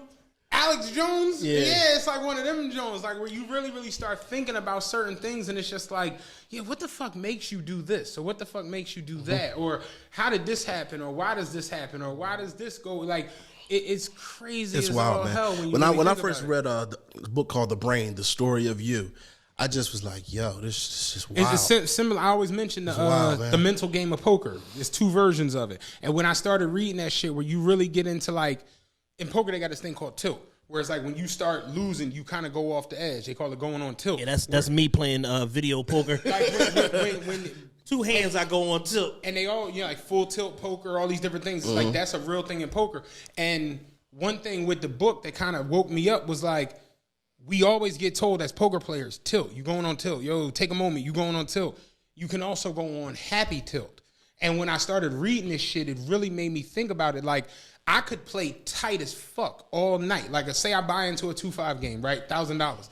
Let's say I play tight and I get to, in the first hour, I'm at $13.75. All right, I'm plus $3.75 for an hour, right? It's a pretty decent hour. Making $3.75 an hour. It's cool. But then you have a moment where you get involved. Like, true story, I was at Parks playing a 10-10. That was a hell of a snap. I'm sorry. Matt has an impressive snap. My joint is bullshit. My shit is like dust. This nigga's snap is like a hand clap. My shit is straight dust. Whatever. But we was at Parks and they had a must move joint on Tuesday night. So I was playing a 10-10 game. It's a big game, right? Mm-hmm. And I'll never get the hand. I had pocket threes. Started the hand with like 2,600 on the table. Long story short, I got all in with these 2 white guys. The flop was ace king 3. We got it all in on the flop. They both had ace king. I flopped bottom set. Smashed them on the joint. Now I'm sitting there with $8,000 on the table. Literally. The next 15 hands, I'm calling pre-flop raises with queen 9 off, just doing any fucking thing. Because I just took this monster pot. Now I'm like, yeah, I'll see the flop. You start throwing chips, and it's like, that's happy till. Like, you ever have like a real good day, or you make some money, or you win some money, or whatever the fuck. And next thing you know, you like, yeah, fuck it, come on, let's go to AV. It's like you go on happy till. Yeah. It's like reading that shit in the book. I'm just like, damn, there really do be like multiple sides to like, you know what I'm saying? To everything. Yo, man. it's crazy. To everything. And why you do what you do, why you view. Like I came across something called cognitive biases. There's all of these different biases that, you can have in the world, and they control how you behave. Like if you suffering from it's not really suffering from, but if you are dealing with like a loss aversion bias, all you think about is the loss in an investment. Mm-hmm. So that's it. You don't think about anything else. Think about like the potential upside. Who you don't think about nothing. With, so you just think about what you might lose, and then you walk away. Or something called a probability neglect bias, where the only probability you look at is the negative one. Like people that are really, really afraid to fly, it's like they don't care that the chances of this plane actually going down is slim to goddamn none. Like but you like, but it's like, but if it go down, I'm going to die. It's like, right. So, we really have to, or a great book to read is The Big Leap. Gabe Vanderchuck or something like that. He talks about this thing he calls the upper limit problem. And it is really amazing. It's like it's all connected to your self-image. And when you start to operate higher than your self-image, you self-sabotage. Yeah. Like, now I gotta come back down to this, and so I deal with that. I deal with that in the book also. You'll start to self-sabotage. Yeah, it was crazy. Shout out Banks. I ran into Banks a couple weeks ago, and this is about a week and a half, 2 weeks ago. But he was like, yo, he bounced from the gig and started his own joint. He's rolling now as far as like hauling and trucking and everything else. He got his own shit, buying his own joint, and it's just like. He was like, yo, like me and you had a conversation, and he was like, I was talking to him about like taking the leap and being a roller or whatever, and he was just like, yeah, like I bounced his greatest decision ever, and he was like, so when you gonna leave? And I'm like, well, I got some things I gotta figure out. And I thought about it afterwards, and I'm like, yo, this nigga's right. Like, you know what I'm saying? I told you, my union dude came to me and was like, yeah, like you ain't gonna be doing this much longer. We like on the tip, like when's he gonna bounce and just go for it. And I'm thinking about that shit, and I'm just like, yeah, like you'll have the right conversation with somebody and it'll completely flip the way you're viewing certain things. But you could have the wrong conversation with somebody and you like, yeah, I need to be a company man. I need to tuck my shirt in more like that. That shit is real. And so what I've learned is that we always have to be conscious of what we're thinking, what's going on. So I think you gotta be conscious too of who you're around and what you put yourself in. Yeah. Everything is about intentionality. That's why I'm saying you intentionally put the information in your mind. So once you learn cognitive biases, or once you learn the concept of the upper limit, every time you start to do something, you'll be like, oh, That's that cognitive bias right now. And the more you do that, the more you are programming your self-conscious, the more you are programming your self-image to want to do the thing that you wanted to do. Because a lot of the times, the things that we say we want to do is not what we actually do. Because we haven't programmed our minds right, you know. So the more that we program it, the more that we recognize these biases. Damn, man, that's that negative bias. That's that confirmation bias. That's that loss aversion bias. The more you catch it, because we mess up when we don't catch the bullshit that we do, right. And we just look up and like, damn, how did I get here? Yeah. So what I'm helping teach people is how to catch it before you end up in the fucking river somewhere. Like, how did I get here? Yeah, it is wild when you really think about like the worrying aspect of stuff, like not worrying. You know what I mean? Like, listen, I'll have days, right, where I'll just wake up, and he say you wake up on the wrong side of the bed. I have days where I wake up and there's just like this blooming like anxiety just hanging over me, and I'm just like, and I'm conscious of it. And I'm just like, why is this? Why is this? Sure enough, within 5, 6, 7 hours of me operating my day, some bullshit happened. And I'm almost like, well, damn, was that like a pending anxiety looming because something was going to happen? Or did I make it happen because I woke up with all this anxiety? Like when the other night, we did an interview with Chris, and he was like, come on, y'all, we going to the 40-40. And I'm thinking to myself, like, all right, we don't got vax cards like this. And he said, he was like, y'all with me. Y'all with you. And I'm like, we don't got vax cards. I'm like, we got on sneakers and shit. I mean, you know, we don't got no hard bottles on. Yeah, brunch foods and shit. And sure enough, we get into the joint, get into the section. Like, oh, you with Chris, right? Yeah, and I look up an hour in, I'm laying on a couch that ain't even in our joint. You own this shit. And it's just like, yo, like we really do got like, you'll worry yourself into some shit. You'll worry yourself into the shit that you worried about. So one of the concepts that I came across was in Psycho-Cybernetics by Maxwell Waltz. Came out of nowhere. And he has a chapter. He says if you can worry, you can succeed. Okay. So like basically everything, a lot of what I'm talking about is the worry, but in reverse. So the same way you worry, that makes you feel a certain kind of way. Then because you're worrying, you're going to make certain decisions, and then you end up like, what the fuck happened? Right. Did I manifest this? Yes, you manifested it from your worry. Yeah. But if you can manifest that with your worry, you can also manifest it with your expectation. So if I'm not going to allow myself to worry, or if I can worry so much that I change how I feel and change my behavior, I change my outcomes. Right. But if I change that from worry and I have a different expectation with different information, I'm going to change how I feel. I'm going to change my behavior. I'm going to change my actions, and I'm going to change my outcome. I said that to somebody I work with. I'm like, why is it that niggas only can manifest or dream up dumb bad shit? And it'd be like, that's a problem, yo. Like when you haul off and just be like, even down to like with the whole shit with banks, like I'm leaving here to pursue this. Motherfuckers can only tell you the downside. Yeah. The bad side. Man, you got a good union job, you got a pension, you got motherfucking benefits. Like, what you gonna do about healthcare? What you gonna do about healthcare? I had a motherfucker win as far as like, man, I seen motherfuckers leave from here and then they on the street. I'm like, I wasn't on the street before I got here. I was doing quite well. I'm like, so there's no reason to even think. Like, my thing is like, all right, you leave a job. Why on earth would I end up on Skid Row? You know, why are the two options success or Skid Row? Yeah, or Skid Row. It's just like, no, this is. But you'd be surprised how many motherfuckers I've spoken to in years at that fucking job. I've had motherfuckers say shit like, yo, where I'm gonna find something as good as this? And it'd be like, damn, dog. I used to work for something. Yeah, oh, did you? I was a mechanic at Comedy. Wow, that's crazy. Yeah, then I went to jail. I had 1 foot in, 1 foot out, and that was it. That put me all the way out. How many Jones you need? I get off at 7 o'clock.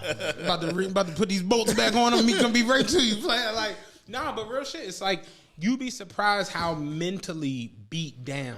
And y'all don't experience it because you're not in that. But I'm telling you, I see it, and I just be like, this the one that irritates me the absolute most. And I hope every fucking sub driver hears this stupid ass shit because it's not just there. I'm sure it's at Pico and motherfuckers get there. They be there for a year.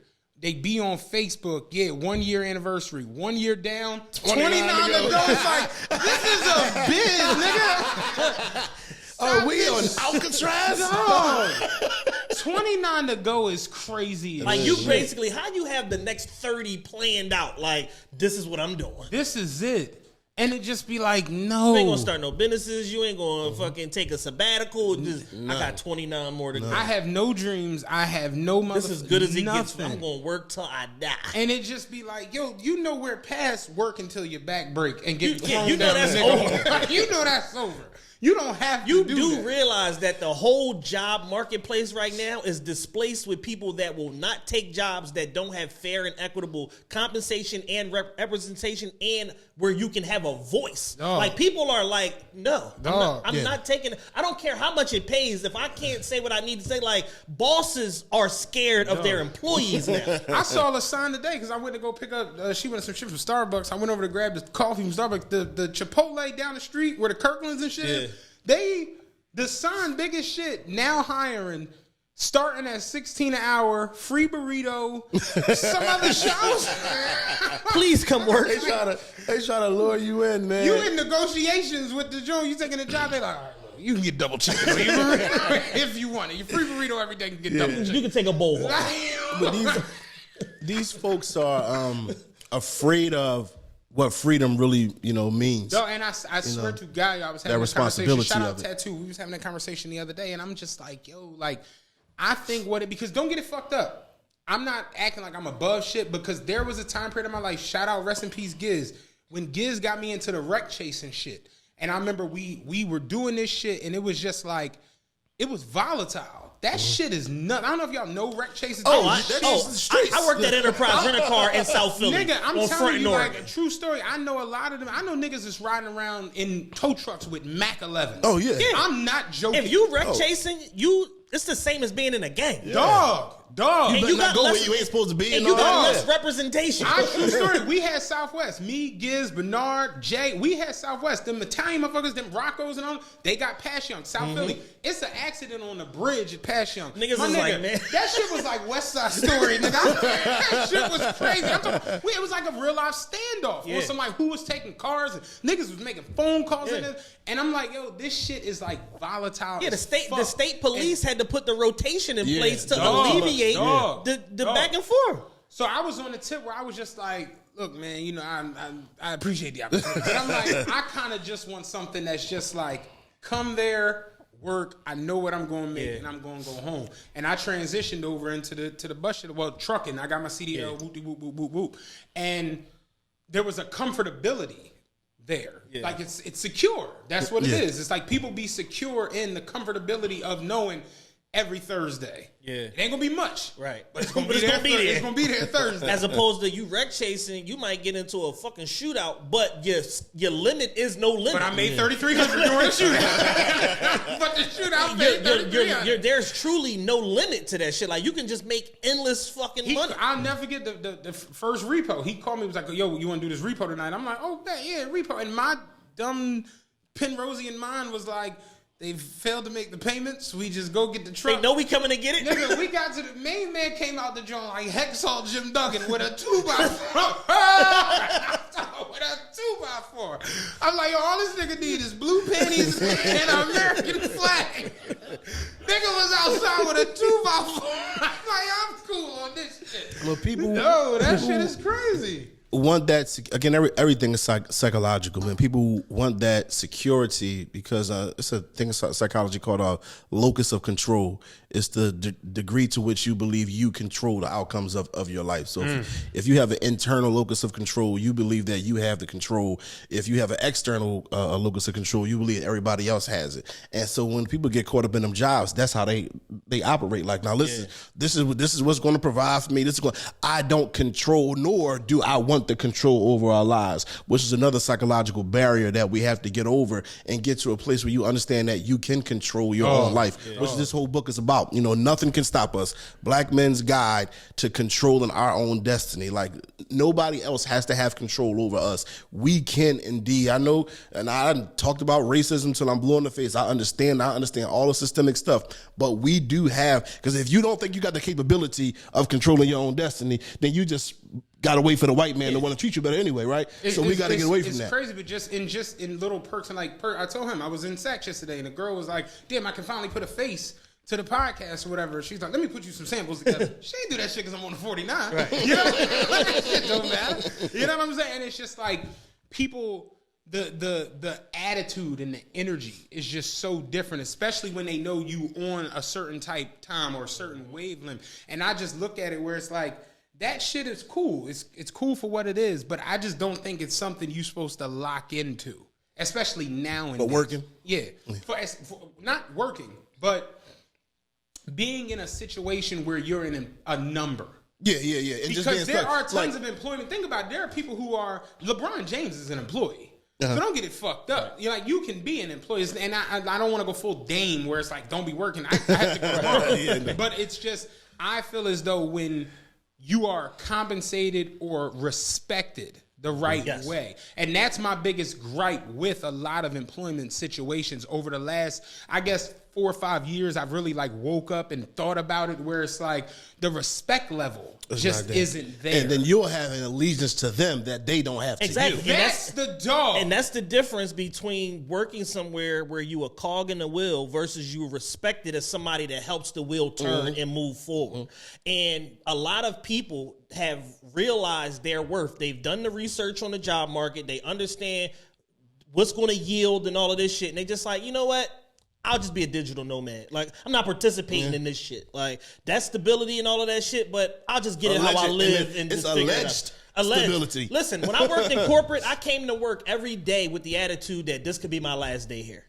And I understood that I don't have control over my ultimate employment. All I have control over is what I do. So if I come here and do the right shit, I'll survive the day. But there's other external factors. Like, I worked in fucking enterprise when that 2008 recession hit. I didn't have no control over that shit. All them people in third level management that lost their $330,000 a year jobs that still to this day haven't come back didn't have no control over the economy fucking tanking because all these different real estate companies wanted to play games and manipulate the fucking bond market in real estate and crash the fucking global economy. So it's like, if you just have the right mindset of like, yo, I'm here to do my fucking job. This shit might go good. It might not go good. I'm going to do what I need to do to survive. Cool. But if you put all your eggs into that basket of working for somebody else, you're never going to get what you deserve out of that. True story. You know what changed for me? And my homie was like, yo, it seemed like you handle this shit so much better than before. And I was like, I emotionally disconnected from this shit. Yeah. I'm emotionally invested into this podcast. So I'm like, it's like almost like getting a divorce from your wife and remarrying somebody. It's like, I'm not emotionally invested into this shit. Now it's kind of like just I'm here till I ain't. Yeah. And then y'all not even gonna know what's up. I don't want no cupcakes on the last like, none of that. None of that. Yeah, I don't need none of that. You know, it's just like I be like Tim Duncan. Yeah, exactly. I holler at you, but it's like I'm emotionally invested into something else. And my biggest thing is like I look at people and it's just like I don't understand how you can be emotionally invested into this shit enough to know. Like, that's one thing for me I never did. I never did that, 27 years to go shit. Because I constantly was like, if it ain't stand-up comedy, it's going to be poker. If it ain't poker, it's going to be podcasting. If it ain't podcasting, Mitch, introduce me to yoga. Like, something. It's like, to where I'm not investing mentally into the thought of I'm doing 30. And it's funny that you say this because I had a conversation with my dispatcher. I love him, man. Drew, like, that's my guy. And he was like, I don't understand how, like, the older people from back in the day would, like, never call out. Like, we got people in the joint that just have never called. One guy, like, he never, 24 years, just never called out. You ain't got nothing going on that you don't need to be here for a day. Like, SVU wasn't popping that day with the reruns, nothing. What, no young bitch that was just, like, hot and horny that you had to go see? And he was like, I don't understand how the older people just never would call out. And he's like, these new people, he's like, they here and they just here for 2 weeks. And then and I told him, I'm like, you got to understand where we are in, like, the world, especially as like millennial blacks, like how you got a new book. You on your it's your eighth book. So it's like you're an author, you're a public speaker, you got classes, you got this and the third. So you could very easily have a job at Pico, have a job at Comcast, but at the same time, I got other things I'm pouring into and I'm working with. And I explained it to him. I'm like, what happens is the older people, my dad, all of them were like that. They didn't have any options or didn't know about options. My dad graduated high school in 1966 or 68. 66. He graduated in 1966. That's a year after the Civil Rights Act. So for you as a black man, you get a job. He worked for the post office. You have a federal job. nigga, let's carry this nigga down Broad Street. Like, that was kind of how it was. So it's like, you know, you get your job that's pretty decent to where you could have a family, take care of them, you know, buy the fat young boy all the sneaks, all this other shit. It's like, dog, you made it essentially. Whereas us, it's like, you know, we got to look at Quavo every fucking day. Like, we trying to get Richard Mills out this motherfucker. You know what I mean? So I was explaining to him, I'm like, you got this girl over here, she's doing the credit thing, like the credit guy. Shout out to me, she worked with me. Like, she has a booming credit situation, even though she worked here. This girl has this boutique. I'm like, somehow I don't do shit and got like the largest independent podcast in fucking Philly. And I'm like, I don't do anything. So I'm like, everybody has other things going on where it's like, I'd rather put my time and energy into that as opposed to this. And all I'm saying is I've seen the shift, especially in the last year. Once me and him made the determination, like, that's what we're going to do. We're going to be serious about this. We're going to take it serious. We're going to pour energy, time, blood, sweat, tears, money into this shit. And everything started changing. Yeah. Everything, the whole perception our of it our attitude about it changed, and the outcomes started to change. Like, things that we would go and seek out, you know, as far as like sponsors and guest opportunities and shit like that, started to find us because we were just having the right attitude and the consistency. Becoming a success magnet. Becoming a success magnet. And I was explaining that to like my homegirl, I think it was yesterday, and just basically like, yo, the consistency of what you do is going to ultimately lead you to the outcome that you want. I told my man Rody the other day, son, to cut you in, I'm with you, but I told him, you can't monetize anything other than consistency. That's what you monetize. You can't monetize. Like, when we were inconsistent, where I was here sometimes, you was there sometimes, you like, I'm going to Houston, just call me. Like, we doing all of this shit. It's like, you can't really monetize that. You can't, because there's a consistency that people almost need to believe in. For sure. To get behind something. And what I've realized, not to cut you off, nothing is bigger than a program. Nothing. At the end of the day, me and him together with Dan is the formula. That's it. Once we've honed in on that and realized that nothing is bigger than the program, and everybody operates in a way to where it's like, yo, if we got to disturb the program, there's communication around it. We make a way to do it. I'm going so-and-so, cool. We're going to record 2 shows this day so that we still on schedule. All of that shit, like, everything is important to the brand and the program, and it's not, no one man is bigger than the program. And once we started taking that attitude, everything went to the fucking moon. So we saying all this to basically prove your point in everything you've been saying, where it's like, and I want to push it further, because so now, right? Imagine this, because everything that y'all consciously have been planning and putting together and creating these opportunities. Now, imagine if you're taking this information that I'm teaching, right, and you start to program your subconscious. You start to program your autonomic nervous system and your reticular activating system. And now, not only are you reaping the benefits of what you consciously have decided to do, but now just your subconscious unction to do things is now leading you towards the same way my legs just was moving when I'm walking. You, and the same way you making that right turn, going like that, I'm not even going home, I'm going somewhere else. You will literally begin to walk into more opportunities than the opportunities that you create with your conscious planning. Shit is wild. It's crazy, man. It's crazy. All this because I was trying to figure out why my legs was moving. I stopped. I really stopped. I was like, yo, what is my legs doing? But yeah, man. So that's it's wild. It's wild, and people have known this for years. Right. You know, these white folks and this personal development, these people that are spending $10,000 to go for a weekend with Tony Robbins, they understand it. Yeah. And that's how they're successful. But a lot of us don't want to spend no money on nothing. Now, honestly, it's a lot of scamming ass courses out there. So but that comes down to vetting and doing your homework and like asking questions and talking to people, reading reviews. Like, you might gotta take 2 weeks out of your life to figure out, should I give this person my money? Like, is this going to be, what I need to get out of it? But at the end of the day, something that I took from just like being in business and stuff, there's a phrase that we use a lot. You don't know what you don't know. And at the end of the day, if you don't know about something, you got to educate yourself on the topic, on the person, and vet out who you ultimately want to give your money to, because it's real money. It's not monopoly money. It's not nothing imaginary. And you got to make sure that you're making the investment, time and money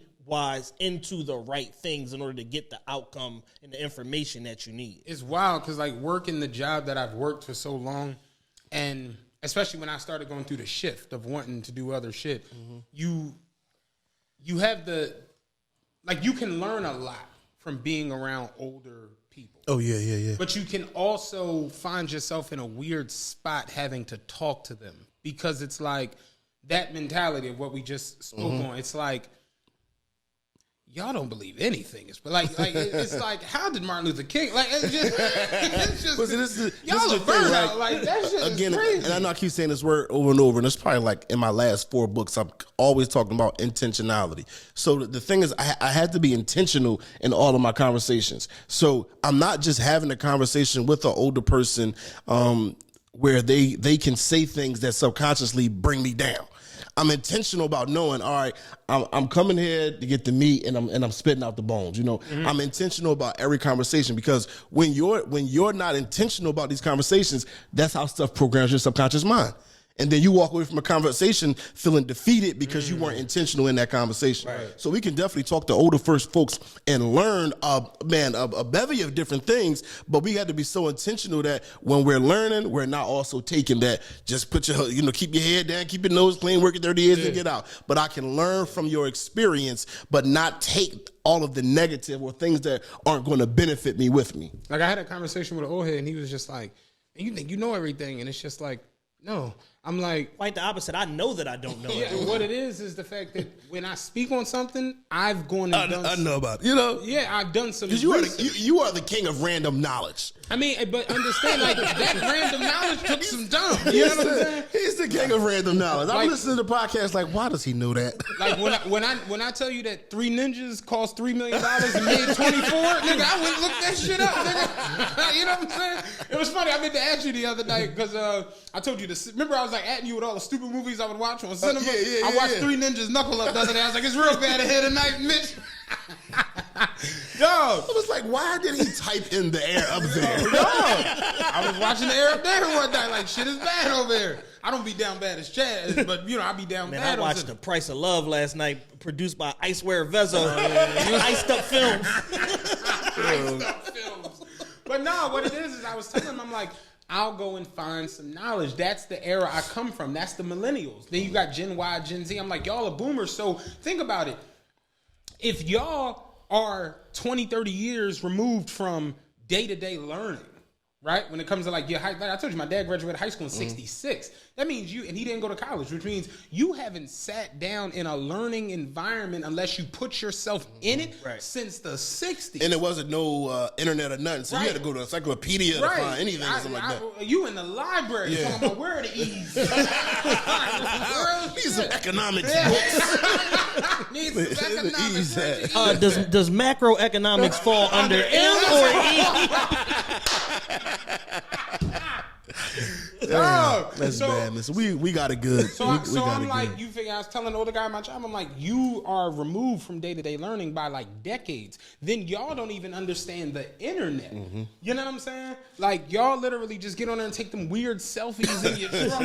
It's like y'all don't even understand the internet and how you can really, really just go find, like even down to like, not trying to be funny, our age group, the millennials and shit, come to me and Chad to be like, yo, man, I'd be like, how you know about this or how'd you learn about that? And it just be like, when you log out of that damn Instagram, you Safari.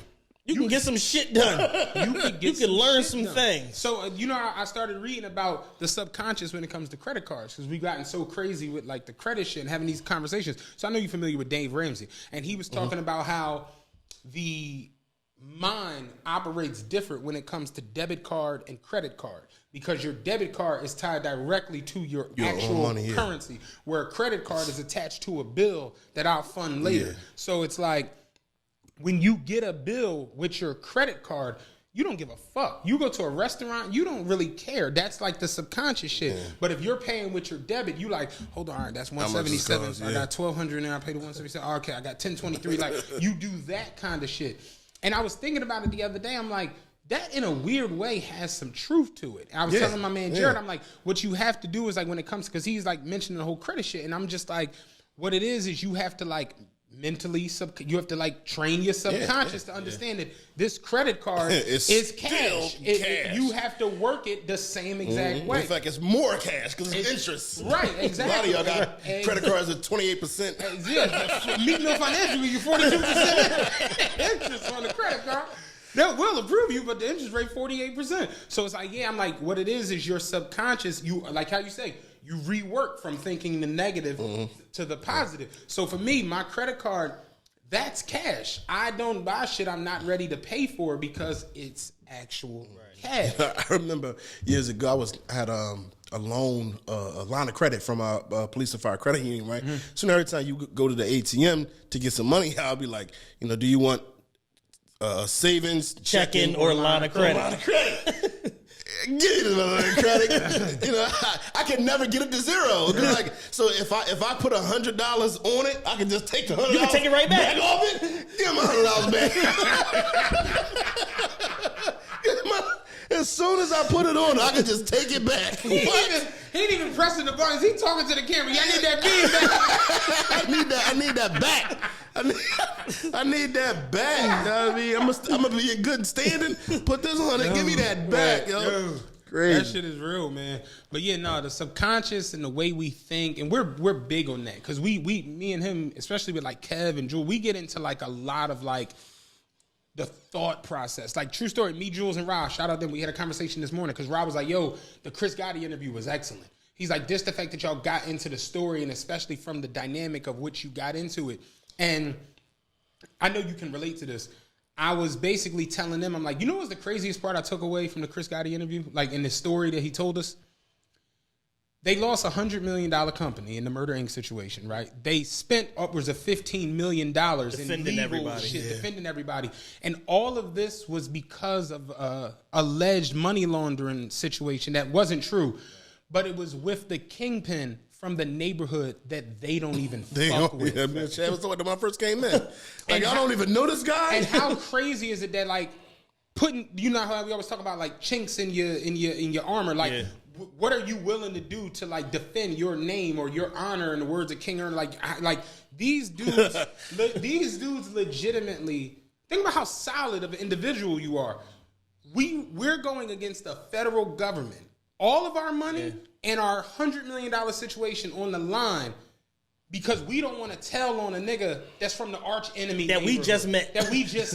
But they couldn't even tell because they had nothing to do with it. It's crazy as shit when you think about the shit. And I'm just like, Supreme asking for money. $300 and $500. Little money. Like, God damn. And it's just like these motherfuckers could have easily got in there and just made some shit up. Yeah, we telling on Preem.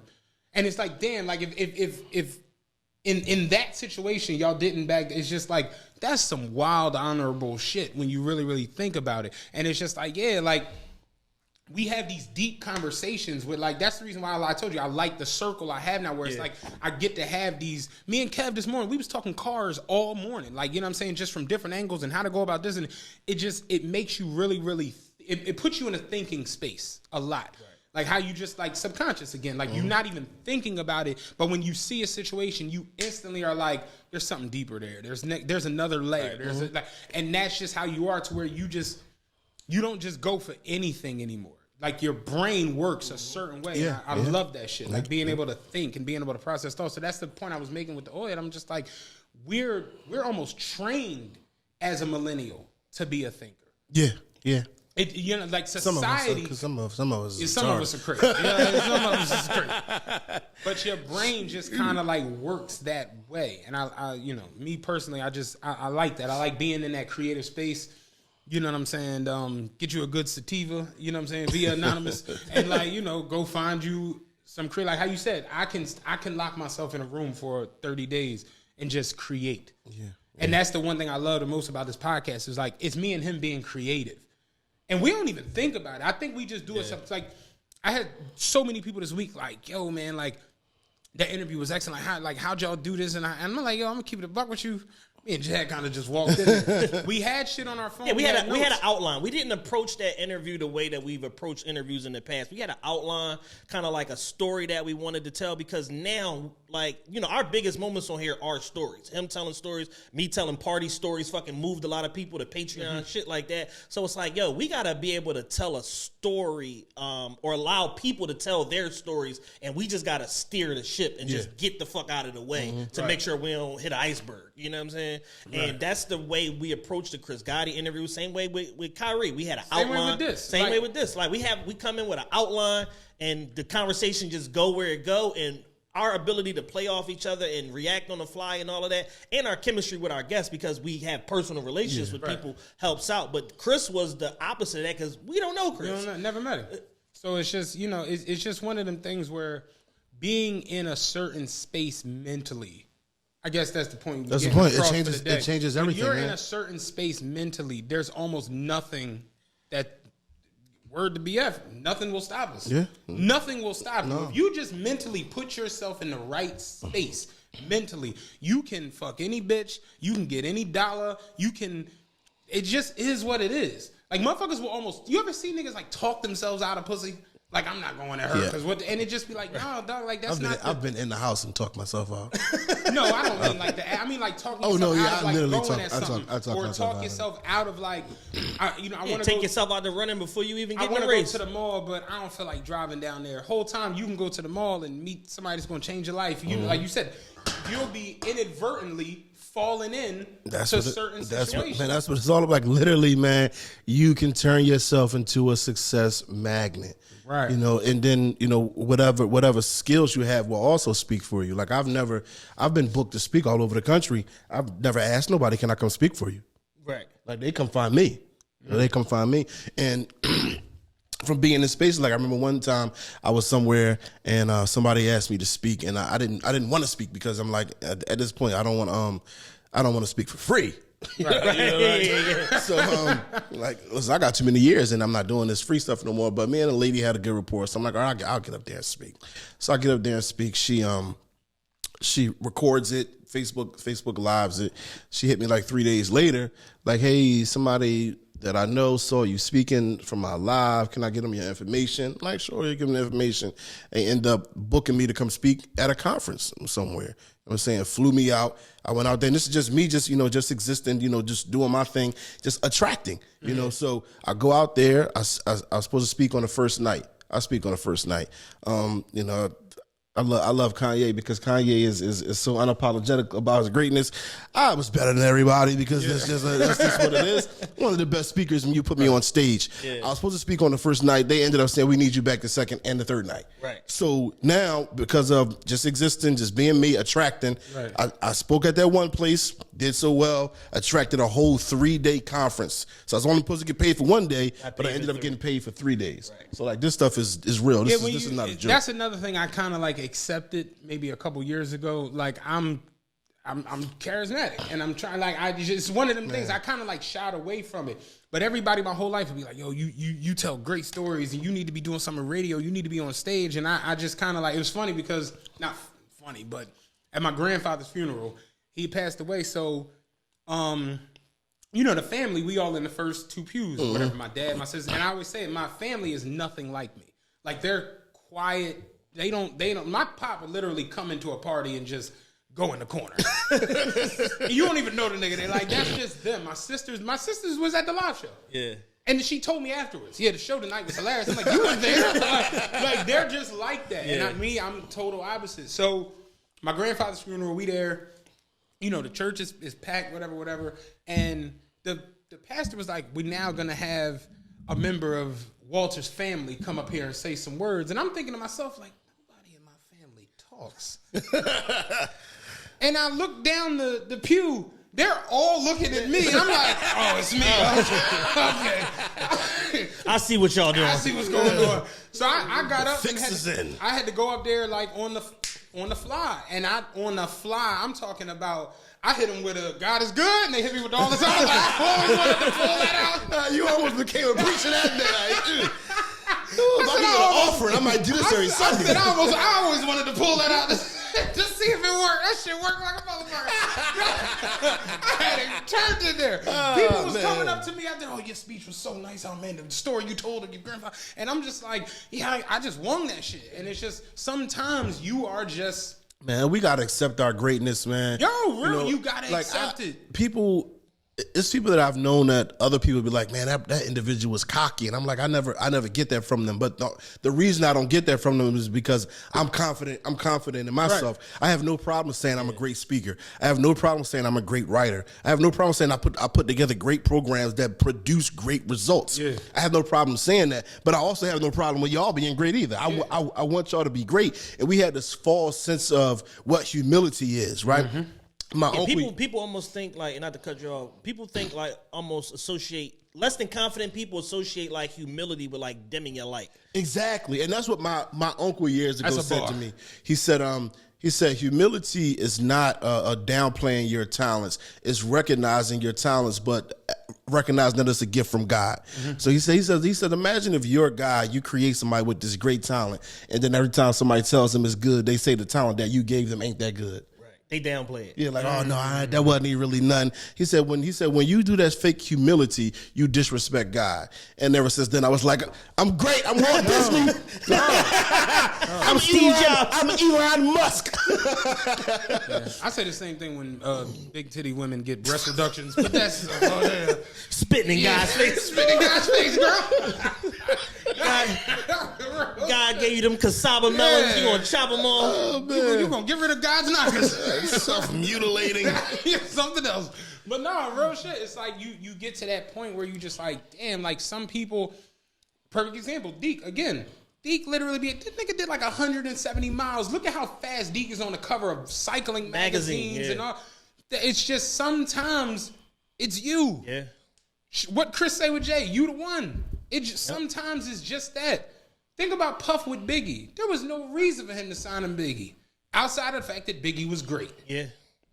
God put it in Biggie to be that good at flowing. To where Puff, like, he ain't the prettiest.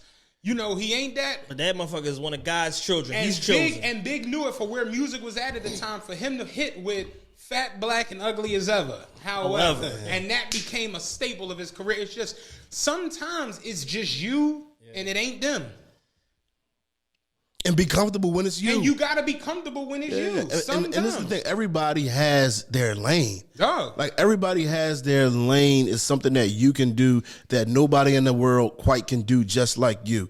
The only reason we have all of these pileups is because we got people in lanes that they don't belong in. Oh. If everybody's in their own lane, there's no crashing. Oh. And then we have people in the wrong lanes, and then you got people that's watching the other side of the lane because it was a crash over there. They're gawking at that. Yeah. All of that, you know. So you just, man, find your lane, get in your lane. That's also something I teach in the book, you know, being able to discover what your inner genius is. Like, you know, I went through this process of just really going back throughout my entire life. Like, what has been the consistent thing throughout my whole life that I've just been able to just operate in? You know what I mean? And so when I look at my life, I was always a public speaker. I just didn't know. Like, I just used to be on the corner, and I was just the guy that was out there, and everybody just holding listening. court. Yeah, you know, that's always been me. You've heard the stories of how my steps used to be in front of my crib. Yeah. Everybody would be out front of my crib, and we would just be out there cracking jokes, telling let me tell y'all about last night. And it's just, I realized that looking back on it, like, I've been doing this shit since 8th fucking grade. Yeah. It's like, it's just the Bible says the gifts and calling of God are without repentance. And what that means is you don't even have to understand what your gift is or be in tune with God to operate in it. You just going to operate in it because it's you. Yeah. Now, I use my gift for wrong because I was able to be on the corner with gangsters and drug dealers and hype everybody up to do all of the wrong stuff. Right. But now, once I recognize what my giftedness is, now I can use it instead of in the evil way, I can use it in an anointed way. And now I can use it to bring life as opposed to bringing death. Right. Mitch was annoying, but BF is lit. I tell you, BF is the man. Like, I fucks with BF, man. Please let everybody know, again, the name of the book, where they can buy the book, when it's being released, Or if it's out now, let everybody know everything. So Definitely. They can get this info. The brand new book that's being released is Nothing Can Stop Us, Black Men's Guide to Controlling Our Destiny. It's available for pre-order now. The release date is December 17th. But also for pre-order now, I have 5 different books that are specifically for black men, specifically for our personal development, whether it's manhood, relationship, beating the trap, creating the right choices, and now this one, Nothing Can Stop Us. But everything is just centered around specifically for black men, specifically for us. Like when I started my own personal development journey, I couldn't find no black man who was speaking to me. So there's always nuance when it's with us. Right, so everything that I've written, this is specifically for us. So right now that five book bundle is only $70. It's $100 value, so it's $30 off. Yeah. You can get all 5 books, but again, it's a pre-order because the new one doesn't release until the 17th. You can go to bfnkrumah.com, BFNKRUMAH, bfnkrumah.com. I had Carl try to spell it one day. It was the funniest. Ever seen it. BFnkrumah.com. I'm BF Nkrumah on Instagram. I'm BF Nkrumah on Twitter. If you go to Twitter and you see only got like 50 followers, it's because I always get deleted. Yes. Every time you reach 54 followers, they delete you. No. So it's the day of reckoning is coming again. The other day it was like, BF Nkrumah is now following you. I was like, listen, boy. I said, yo, that nigga got a new page every other week. They be getting me out of here, man. I don't even be knowing what I be doing, man. You had that whole Hitler thing. So. I mean, but I'm saying, history is history, man. They don't want to say that, So definitely, man. If you've never been involved in personal development, my books are very practical and very easy to read. I don't try to speak above people and try to use the biggest words I can just to try to sound articulate or intelligent. Everything is going to be in a way that you can grasp it and understand it. We're teaching a lot of deep stuff, especially in this new book, because we're dealing with neurobiology, we're dealing with chemistry and physiology, just really how you turn your body into an actual success magnet and getting you to a place where you understand that there's nothing out there that can stop us. And most importantly, when we begin to work together, how much more powerful that we will be when all of us are operating. Like, this is the type of shit way. I love. I love talking about it. I love reading that type of stuff. Like I told you, that mental health of poker shit flipped a lot of things for me out. Not even, and it's a lot of it you don't even apply to poker. Like just life. Just life in general. So it's like, I've definitely been on that type time, especially with me with the whole like going through the weight loss and everything. It's like your mind really, really is like, it's everything. It's the engine. Like if your mental ain't the fuck there, you can forget about it. It's like understanding like slavery, right? They had to make slaves. Like it wasn't just about brute force. We gotta get you to be a slave in your mind. We gotta get you to buy into this. So they've been understanding the psychology of people and using it against us ever since we've been here. But now the information is there. Now I've had to read through dozens and dozens of books to be able to compile the information that I put into this book. But I believe it's a very, very concise educational tool to really change your lives. But again, that's not just the new one. All 5 of the books, because they speak on different subjects. It sounds like a game changer to me. Just us kind of going through the whole, psychology of it, the background, everything like that. It sounds like something that absolutely every black man needs to make sure that they pick up and read. Because I know all the examples that I've used, that like all those examples are in the book, and that's something that we all can really recognize that, I really did make that turn when I didn't really want to make it. So I'm not just saying some crazy stuff. Like you can go look up I'd have messed it up. You can go look up your reticular activating system and all this, everything that I'm mentioning there, and really see that I'm not just just talking some craziness, man. Before we end this, it's been bothering me for the last couple minutes. I'm big on trying to figure out who people look like. Have you ever gotten Lamar from BMF? Have I ever gotten I look like Lamar from BMF? First of all, it's only been out 4 or 5. What was that? 10 weeks? Like I didn't even meet nobody new to think I look like him. But no, I've never gotten. I look like Lamar. I don't want to be Lamar. Well, Lamar didn't even have no beard, did he? No, without a beard. Without a beard. You doing too much envisioning over there. How you envisioning me with no beard? No, because I'm looking at. It's making me like, uncomfortable. Yo, like you look like Lamar. I disagree. I'm not going with that one. Okay. All right. Real quick before we get out of here. Both was menaces. that have something to do with it. Real quick before we get out of here, I got two quick topics I want to go over. So here at the Realest Podcast ever. Yes, real quick. They're relative. So real quick, before we get out of here, we have the Beanie Siegel Doppler watch going on here at the Realest Podcast ever. What's the over-under? No, as a South Phillian, we have to ask you on, the latest Beanie Siegel update. What is your thoughts on him and Freeway doing the money spread challenge in Los Angeles? What? I don't know nothing about it. Yeah, they did the money arms. They did the money arms today. You know when the young ones take the money and put it all down their arms? Beans and Freeway did that? Yeah. Why? That wire hit, apparently. My thoughts are y'all too old to be doing the money spread. Yeah, you're a little too old, and y'all needed it, I guess, because if y'all had it already, y'all would have been did it. Oh yeah, I'm against grown men doing all of the things that young men are doing. I was gonna say earlier when we kind of got into like the neighborhoods or the villages rather being like off. I was like, one of the biggest problems I personally see is old niggas that are 45, 50 they years want to old be that young, act just like these young and boys. wearing the same clothes, having the same other, slang, going to the same places. Not trying to be funny. When I spoke earlier about Mr. Ben and Mr. Charles, they were like, Mr. Ben was one of them. He a trucker, so little white shirt tucked into some jeans that's creased, with boots, with a hat, with a lot of fro coming out there. You know how old black men old school look. Right. So when you see him, what's going on, Mr. Ben? He ain't Beezy. Like that ain't his nickname. You know? B Dizzle. You know what I'm saying? Yeah. So it's like there was a clear separation. And an idea of what manhood looked like that we have lost. That's why I wrote my book, The 6 A's of Manhood. I see a lot of people on my timeline who got adult kids. Yeah. You really can't tell the difference between them and the kid. I see chicks that's damn 50 years old that just go and get their bodies done, and they more out here than the daughter. The daughter 27. Speak on it. Ain't nobody out there more than the older woman that got her body done. And if you had a cabaret or something, don't nobody. They gonna walk 5 miles in that.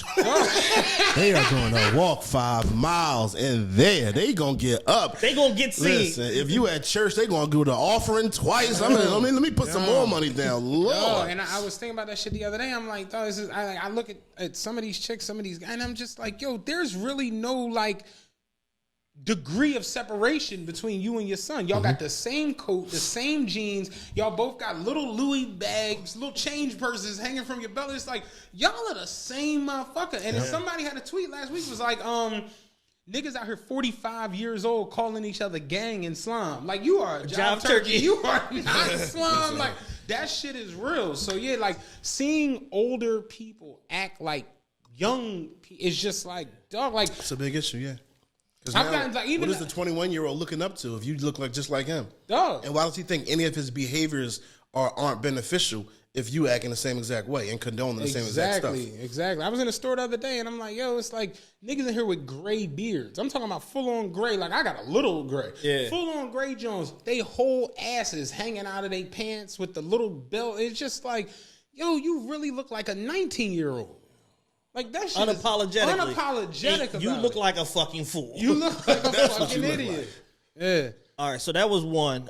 Second one, not necessarily a topic, but we got to say rest in peace to Virgil Abloh, Definitely. creative director from Louis Vuitton, CEO of Off-White. He also was the visionary behind Pyrex 23. People, forget that's kind of where he started at. He was, one of Kanye's top executives at Donda for a while before he went out on his own and, really shook up the world. We gave Virgil Man of the Year. Virgil Man of the Year 2 years ago. I lobbied for Virgil to win Man of the Year just because of, how racist the fashion world is and him being able to make inroads and, basically make Off-White the fastest growing luxury brand in the world, in a very, very short amount of time. And then from his success with the LVMH group, boom, he gets the Louis Vuitton creative director job and really changed the whole aesthetic of Louis Vuitton, making it more urban, more pop art, more streetwear centric. And once he did the deal with Nike, it was a wrap. Holla back. It was a wrap. Greatest. You could put it up there. It's probably the best collaboration ever. He came out with 10 shoes off the rip. I don't think anybody has a collab in like the sneaker world ever even close to that 10 for 10 from Off-White. Other than like, the Yeezys. I don't even think that's up there with them.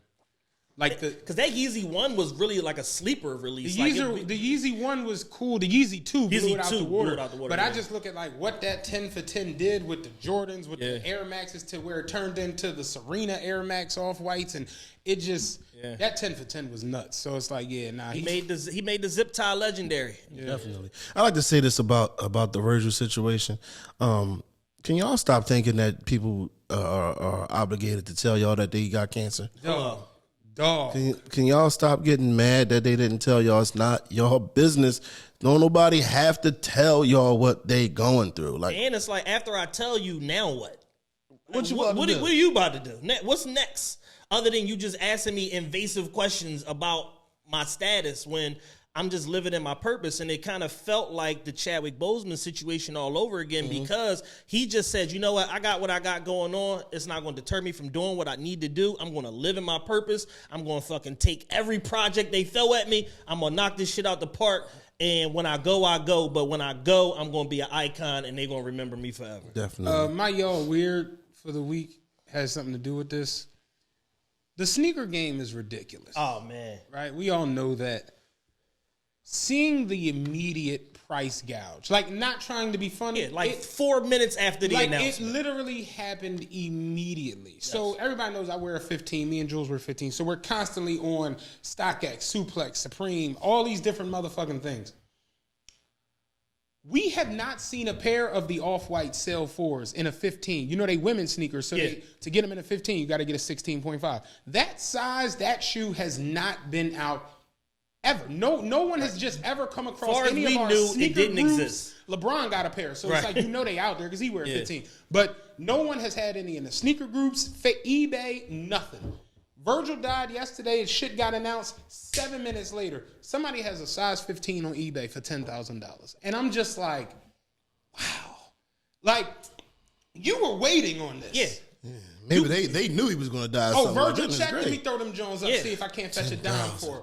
And it just the price gouging is what it's part of America. It's capitalism. But it's the downside of capitalism. It's the downside to capitalism. And to see it yesterday, where like those black and blue twos, the low tops, they were $300. They were 3 in 15s. They were $390. Them shits is $700-800 now. Yeah. The white ones are $1,400. Yeah, this shit is nuts. And what it is it goes past capitalism, and it slides into the slot of profiteering. Yeah. Like y'all and greed. Y'all are waiting for bad things to happen so that you can be like, trying to get my lick back. The same thing happened when Kobe died.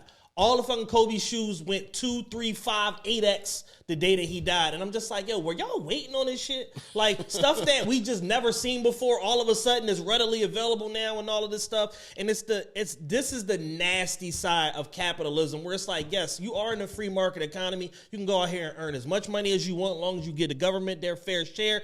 But this is where it gets ugly to the point where it's just like, yo, y'all are price gouging people and just manipulating markets around people dying.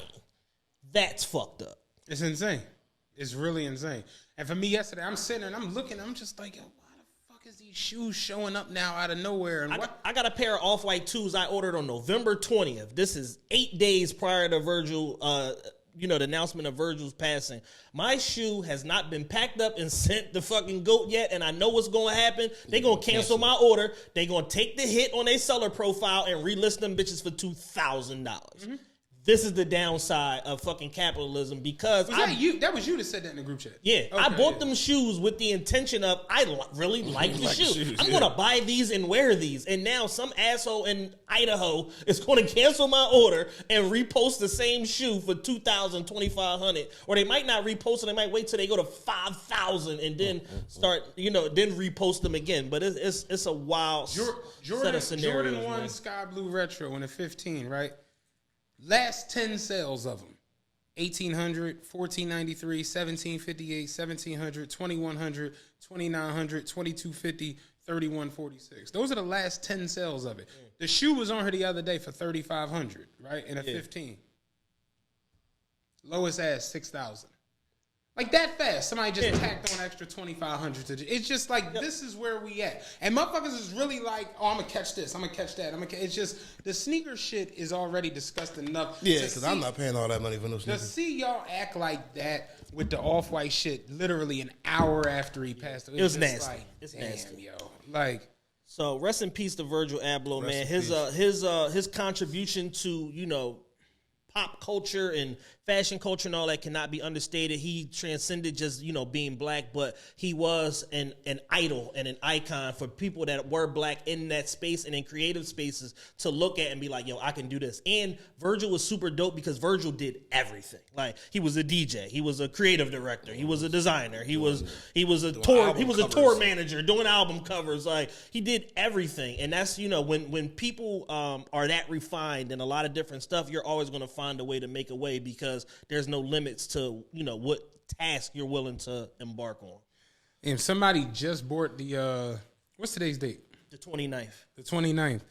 Somebody had bought Jordan 1, the off-white, the red and blue. I mean, the red and black, like the first John of the 10%. Somebody bought one 22 days ago for $4,300. That John is going off now for $13,000. Oh, my God. Like, got it at the right time. Yeah, I had an opportunity to buy that shoe when the 10 first dropped. I had an opportunity to buy it for $1,250, and my close homie, I won't say who, told me not to fucking buy the shoes. Next thing I looked up, they was fucking $3,700. I'm like, yo, you are a dickhead. I don't know, bro. I don't see the upside in them. Them shits is no fucking telling. Craziness, man. But yeah, rest in peace to Virgil Abloh, man. In a weird way, looking back on it, because we even spoke about it like, all right, they're running off-white shit into the ground. In a weird way, what if he he knew and was just like, I'm just putting... I'm going to flood the market. I'm going to flood it because this shit will be here for like ever. It's like, it's nuts to think, but it's like, he knew. Him and Kanye reconciled. So it's like, what if Kanye, it's you don't want to think about it, but it's a real thing. Like, as we get older, taking care of yourself and understanding that shit, like that shit is real. Cancer's a real thing. For sure. Did they say what kind of, because I know it was a rare cardio, something to do with his heart. He had cancer of the heart. And it just progressed like super aggressively over the last 3 years. And he was basically deteriorating the whole time, and he still put on a happy face, showed up where he needed to show up at, did his work, and he just lived in his purpose. But it was hanging over him the whole time. Yeah. That he got super popping and became like, Virgil. You know what I mean? Because he was around the last 10, 15 years with Kanye, but he really became Virgil Abloh the last, 3-4 years as far as, popular culture and mass media goes. But tragic, loss for such a talented, talented person, man, that, poured into so many different arenas and, really made a mark. Other than that, man, again, make sure y'all go get the new book. What's the name of it? Nothing Can Stop Us. It's available at bfnkrumah.com. That's bfnkrumah.com. Yep. Nailed it. That was good. That would have got it.